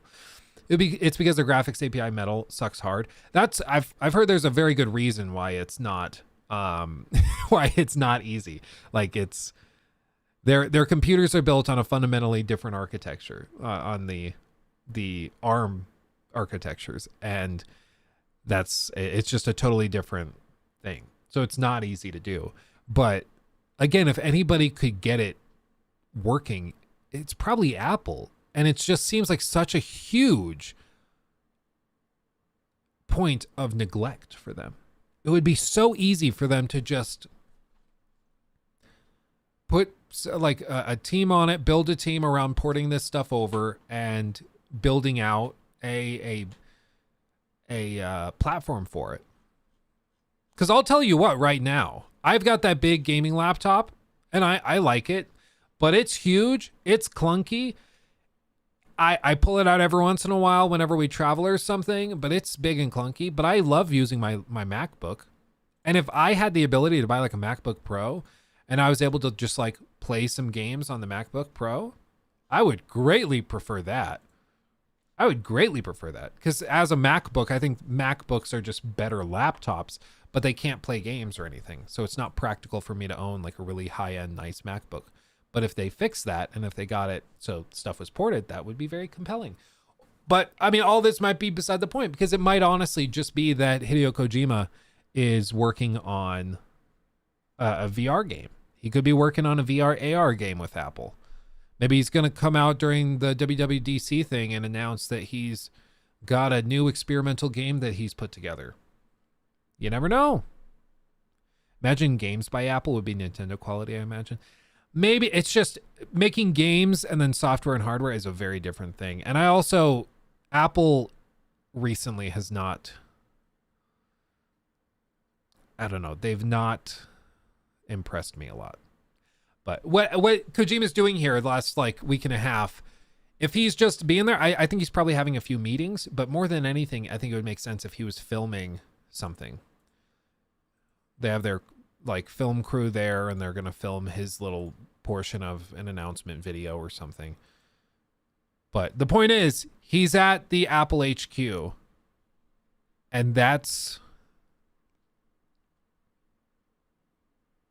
very, very weird, because there's not much reason for him to be there. I've seen Gamer66 first stream. Hi, good to see you. Glad to have you. iPhone's behind Samsung, in my opinion. It just depends on what you mean. Like, I have iPhone and Android.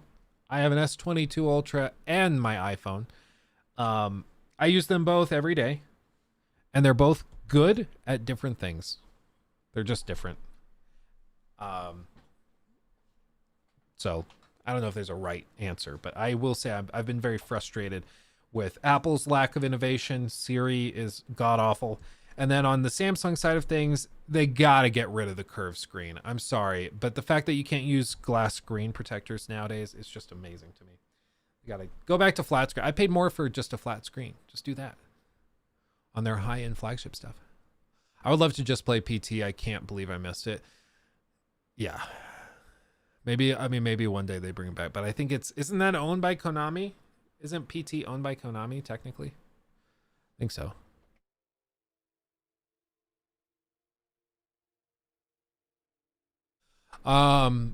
Jason, yeah, very good question.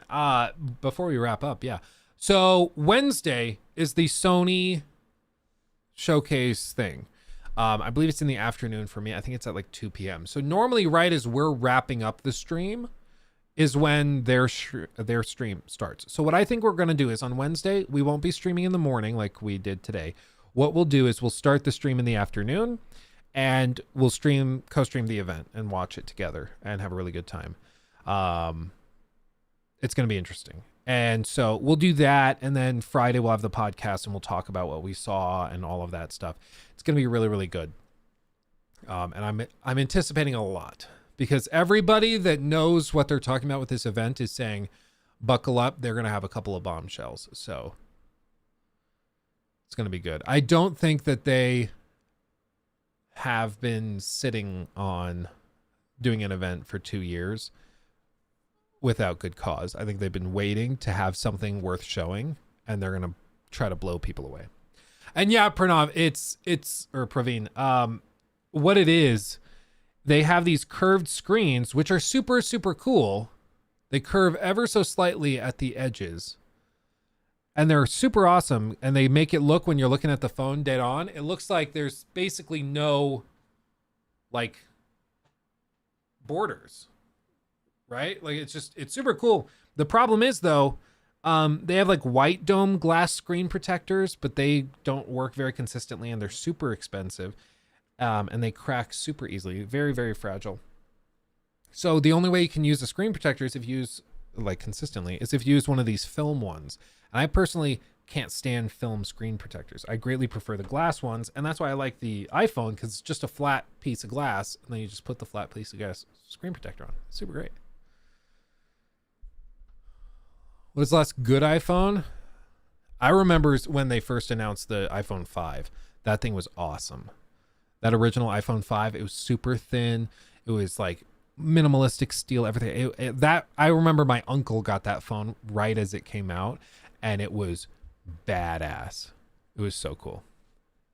Gamer66, I love your videos, man. Or Last of Us videos, man. Thank you. Appreciate you. I have a feeling we'll be making a Last of Us video within the next week. I have a feeling. I think so. Got to go for a meeting. Have a, or yeah, see you Wednesday. Sounds good, Nathaniel. See ya. Thanks for coming by. When will stream event begin? It is, I mean, let's just Google it. Sony event.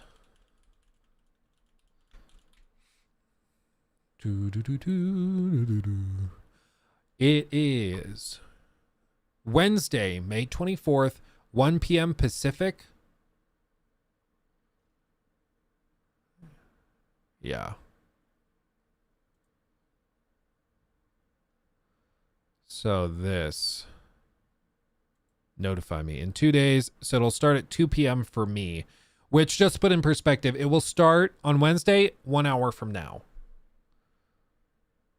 So whatever that time is for you. People are already in here. This is where they will announce Bloodborne remake. I can feel it. 37th time's the charm. I don't know, man. We'll see. We'll see. But what we'll probably do is we'll start streaming maybe right about now on Wednesday. So right about 1 p.m. And then we will kind of do a pre-show, talk about it, and then the show will start and we'll blast through it. It will run a bit over an hour, focus on PS5 and PSVR 2 games in development from top studios around the world. Expect a glimpse of several new creations from PlayStation Studios, as well as spellbinding games from our third-party partners and indie creators. Several new creations from PlayStation Studios. That makes me think we might see Cory Barlog's game. The guy that directed God of War 2018. He's been working on something of his own, and we might see a peek at whatever it is. Interesting. So it's going to be compelling. And I'm glad that they are just welcoming co-streamers. I love that. Because I'll tell you what, me and Jor Raptor, we talked about GTA 6 in a recent stream and stream clip. I showed a maybe 10-second bit of a GTA 5 trailer from launch, and that got the entire stream demonetized. Because we showed a 10-second clip of a GTA 5 trailer from 2011. It's amazing. Or 2012. It's just phenomenal. Yeah, the white dome screen protectors, they're good. I've used them before, but in my experience, for like $50-$60, they are nowhere near as consistently robust as you would hope. You put them on, they're very, very finicky. If you don't put it on perfectly, they crack within like a day. So I'll have like 1 in 3 will last a while, but then they crack, and then it's just like this whole ordeal. You got to strip it and then clean it, and then you got to, like, it's just very, very annoying. Versus the flat ones for the iPhone, I've very rarely had issues. Yeah, copyright totally not broken. Exactly. Sup, Sophie? I'm sorry, Sophie, you came in right as we're wrapping up. I'm so sorry. And again, expectations for the showcase, Luke. I don't know what any big bombs are going to be. My guess is most of this is going to be circled around a couple of big games, like a big look at Spider-Man. They'll probably have a look at like Final Fantasy VII Remake. They'll probably drop in some tidbits for some live service games they're working on. And the VR games might be interesting. I'm not that interested in those though. I'm expecting a pretty extensive look at the Last of Us factions. I'm hoping maybe around 5 to 6 minutes, maybe even a full 10-minute gameplay demo. That would be super cool. But I don't know. I mean, it might be one of those things where they wrap up the show with the Last of Us factions and then they bring Neil Druckmann out and then he says, but we have one more thing and we want to give you a peek at what we're working on next. And it's like a new IP, something just totally crazy. With like, I think what they're going to show is what actual next generation graphics look like on the PS5. Because so far, we've mainly been seeing like cross-generational graphics, even something that was very graphically impressive, like Demon's Souls remake. I thought that was very, very cutting edge, and it's like 3 years old. It's like 3 years old. So whatever we end up seeing, I think is going to blow people away. In the same way that like the new Hellblade Senua 2, whatever, Senua Saga 2, whatever they call it, that one graphically blew everybody away when they showed that because it was just amazing. And I think they're going to have stuff that looks about on par with this. You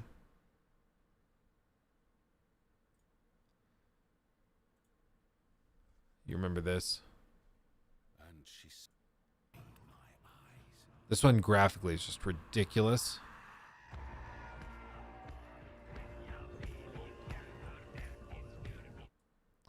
Even now looking back at it, there's still some artifacting here and there, but it does look just like crazy, crazy good. Especially this part. Hold on. Right here. That's going to be you. That's going to be everyone. No one's ever killed a giant before. What makes you think you can stay down?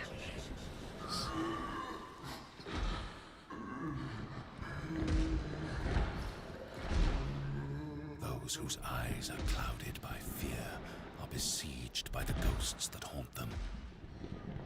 Senua saw that to win the war we must break this siege. Break it with an unshakable truth.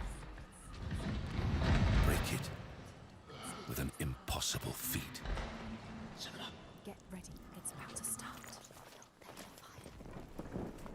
Yeah, it's just funny because I remember watching this when they first showed it off at the Game Awards 2021. So just like 2 years ago. First the iron, then the fire.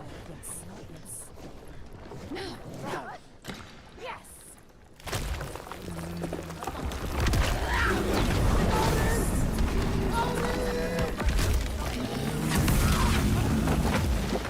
Oh man.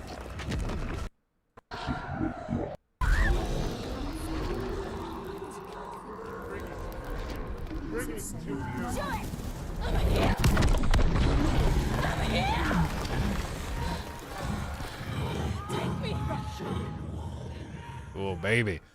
Like I remember seeing this just be like, oh my god, like this is gameplay right here. It's outrageous. So I think we're gonna see a bunch of games that are on this level that are just graphically like, oh my god. Like we're on another level.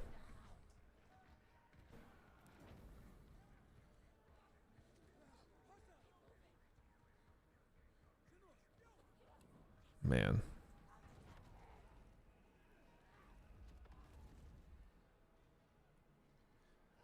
Pretty Gucci. Pretty Gucci. We'll see. Yeah, this is Xbox only. Yeah, this is one of Xbox's first party studios. And this is the caliber of game they have to start getting out consistently. So long as they're struggling to even get like they apparently struggled to get 7 out of 10. So as long as they're struggling to get 7 out of 10s, I just don't think that they are going to be able to put up much of a fight. I think people look at this and they expect this quality much more from PlayStation than they do Xbox, and that's just something they've got to change. They have to change the perception. And part of that comes with what games they greenlight. They've got to start getting more and more picky and not just approving whatever they want.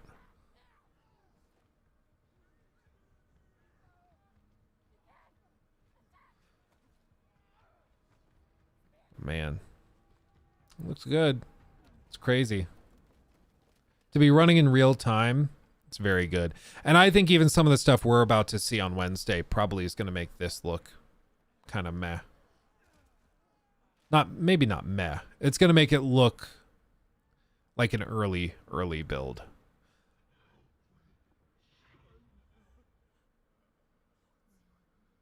So, we'll see.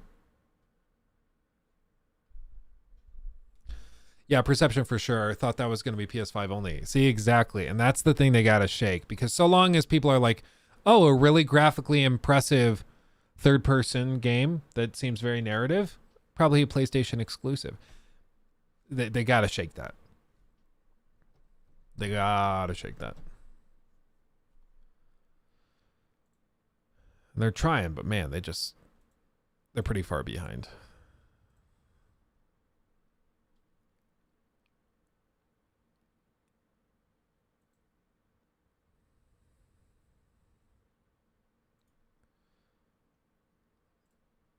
Okay. Anyway. Are you going to stream the whole PlayStation showcase? Yeah. So we'll be here. We'll co-stream the whole thing and we'll watch the whole thing. They say it's a little over an hour. So you think it goes from 2, it probably goes to like 3:15, 3:30. We do a recap. We're probably done talking about it by 4, unless there's so much. It takes us to like 4:30. But I think it's probably like a 3-hour stream covering everything. It'll be good. You should try buying Skull & Co. grips for your Nintendo Switch. Luke changes the whole grip. Really?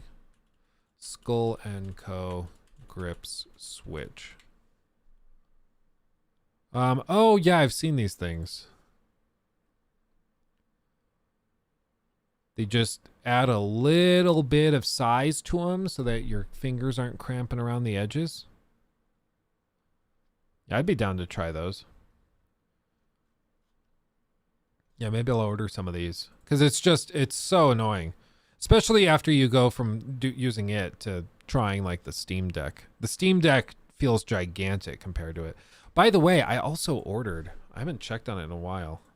I ordered one of those Asus ROG Ally things that apparently makes the Steam Deck look like a kid's toy. And I'm excited to try it. I don't remember when it comes in. Even for my tiny hands, I find Switch remotes tricky to use. Yeah, it's just not a... It's a fun gimmick, but it just doesn't really work for me. Oh, a release date has not been announced yet. Is that real? I thought it like already came out. It comes out in June? Okay, well, whenever it comes out, I'll have it, and then maybe we start testing games on that too. It's kind of crazy though that already the Steam Deck is like, okay, well that's the old player in town. And I'm actually kind of expecting, because this Asus one is a Windows device and is not a Linux-based device, it's probably going to run games a little bit better. Not to mention it's also apparently more powerful.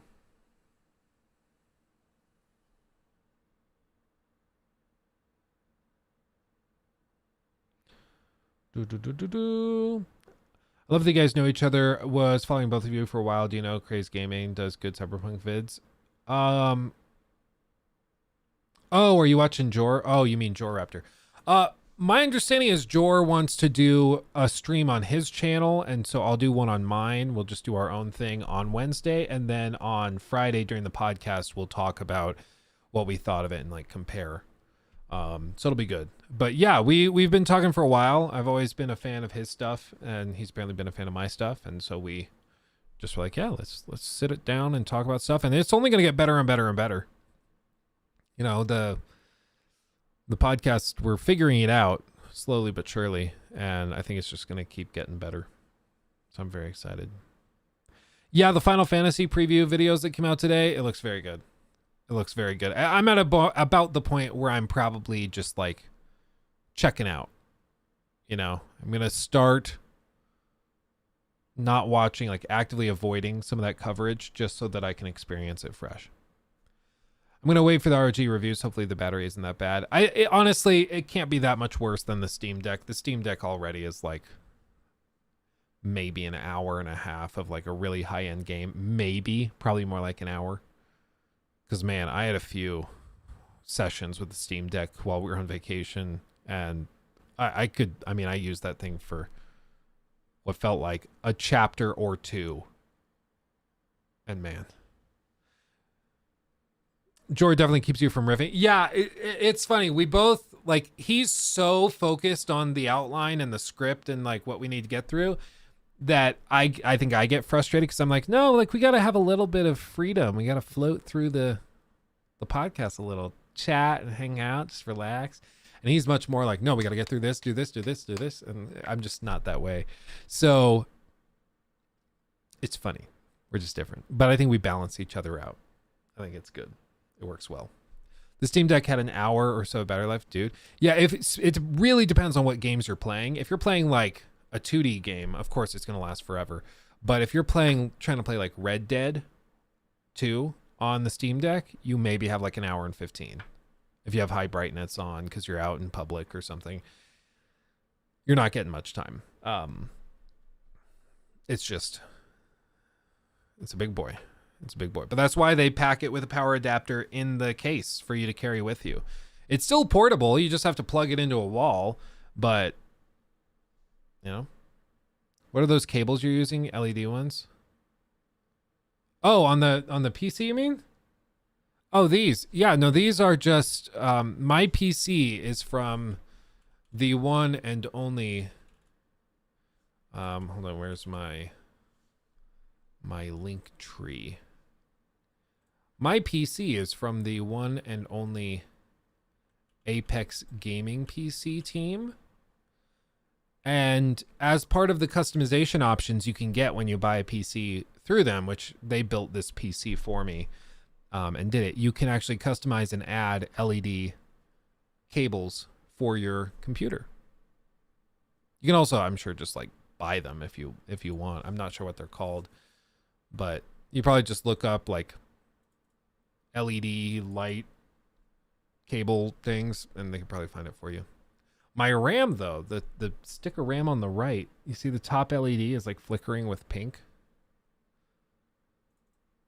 It's having troubles. I don't know why just that one's having trouble. Yeah, that one stick is just struggling. Weird. Huh. I'll have to mess with it. Let's see. You guys are definitely a good balance for the podcast. Of course, I love this stream of consciousness that we get here too. Yeah, they're just different. And I think for the format, it works well to have something a little bit more focused than what I typically do on the stream, where we kind of float through it, see where it takes us. So, and it's only going to get better. I mean, we're only like a handful of episodes in, and as time goes by, we're only going to get more experienced and more in tune with how we both talk about things, and it's going to be good. It's going to be good. But anyway, bolt gun, yeah, that thing looks pretty interesting. I'll try it. I don't know if I'll play the whole thing, but it seems interesting at least. How far are you into tiers? I honestly have no idea, Billiam. They don't really have an easy hour counter. Like I have all of the towers discovered. I have like dozens of the shrines completed. I've done a bunch of side quests, a bunch of crafting. I think I have 3 out of 4 of the kind of like companion stories things, you know, with each of the characters. So I'm chugging along. I'm really trying to take my time with it, not rush through it, because I anticipate playing it a lot when the new baby gets here. I'm guessing. Is there a man more overrated than Kojima? I think at one time, maybe Todd Howard, but I think he's burned a lot of his goodwill. Kojima fans are just on another level, though, dude. They're crazy. They're like freaking... You know what? They're like Cher fans. Have you ever seen videos of like Cher fans? They're insane. Like I saw pictures of people that have like Cher altars.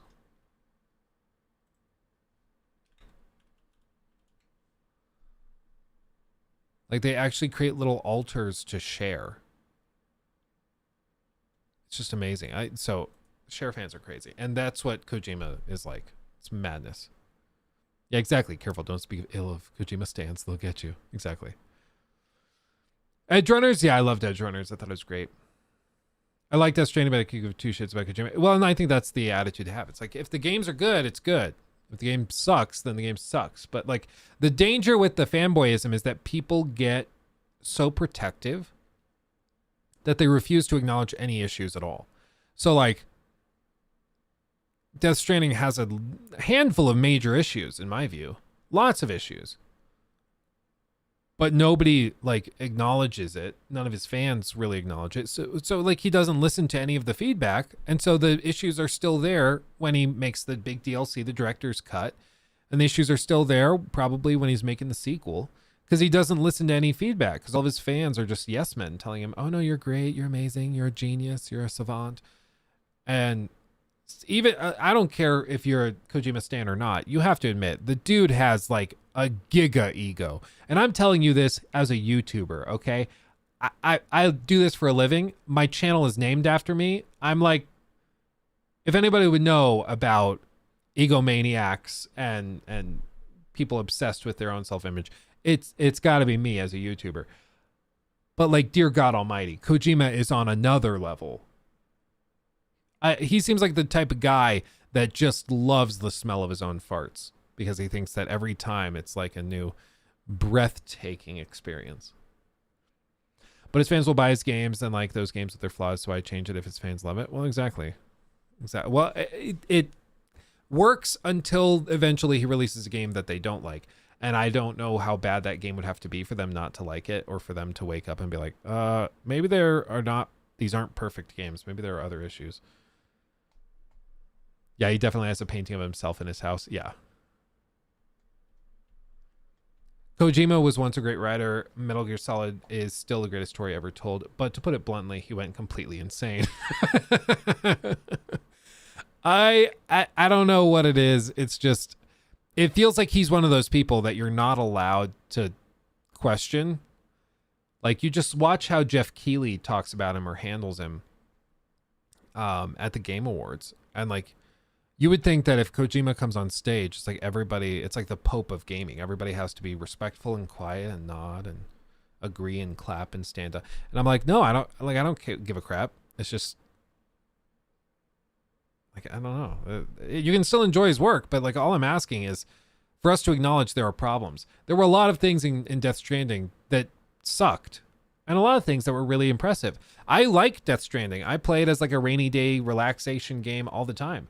I keep it installed. I would show you my Steam library, but I have some games I can't share that are installed, so I don't want to get in trouble by... Yeah, and it's in the top row. I can't show you. But I still... I guess I could show you this. Like, very carefully crop it out. No, I can't. Okay, never mind. I'm not going to take the risk. I'm not going to get in trouble. But I love Death Stranding at times, but it still has insane problems. Insane. It's okay. We won't tell anybody. I don't think you would tell somebody. It just takes one person to tweet out a clip and be like, look what Luke has installed right now. And then all of a sudden I'm in trouble.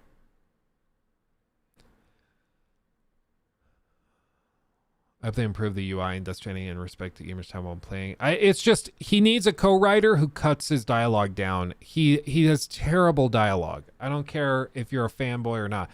I just think he needs an editor who takes the paragraph and cuts it down to 2-3 sentences, and then it works. Thematically, he's fascinating. He comes up with these ideas that are just crazy and like an acid trip. It's awesome. I love it. But he will have a 30-minute monologue that frankly could have been completed in 15 seconds. But because he has nobody saying, Kojima, stop, he just gets himself into trouble. It's like my old playwriting teacher told me. It's like amateur writers write a lot and masterful writers write enough. And for him, the dude just like,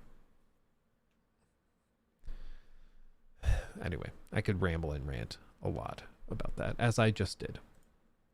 I saw Lance McDonald tweet about how there's a PC build for Bloodborne. Doesn't mean that the game is going to come to just Proto. We actually talked about that earlier. I don't know if you were in here for that, but yeah, we talked through all of that.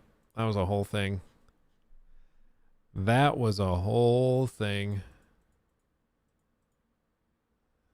It's like the cope is real. The cope is very, very real. Okay. Oh, you're fine, Proto. You're fine, Proto. It's fine. I wasn't sure if you're like referencing that or not. You're fine. Any chance CDPR will showcase their Cyberpunk expansion on Wednesday, even though it's not a PS exclusive? It's possible. I mean, they might have paid, like PlayStation might have paid them to get a demo shown. You never know. I think they probably have enough to show that they don't need that, but you never know. Maybe. I know CDPR also has a relationship with Xbox though, so it's possible that they just wait and show it at the Xbox event as well. So we'll see. But anyway, I'm going to call it there, guys. We will be back on Wednesday for the PlayStation Showcase. I'll create the event here in the next day or so. We'll get that going. And we'll keep rocking and rolling, having a great time. So stay safe, everybody. Much love. Thank you to all of the donos, all the super chats, all of the new members, everybody. You guys are great and amazing. You humble me every day. And I look forward to talking to you very, very soon. Okay. Hugs and kisses. Much love. I'll see you next one. Bye-bye. What an outro, right? Bye, everybody. Stay safe. Bye.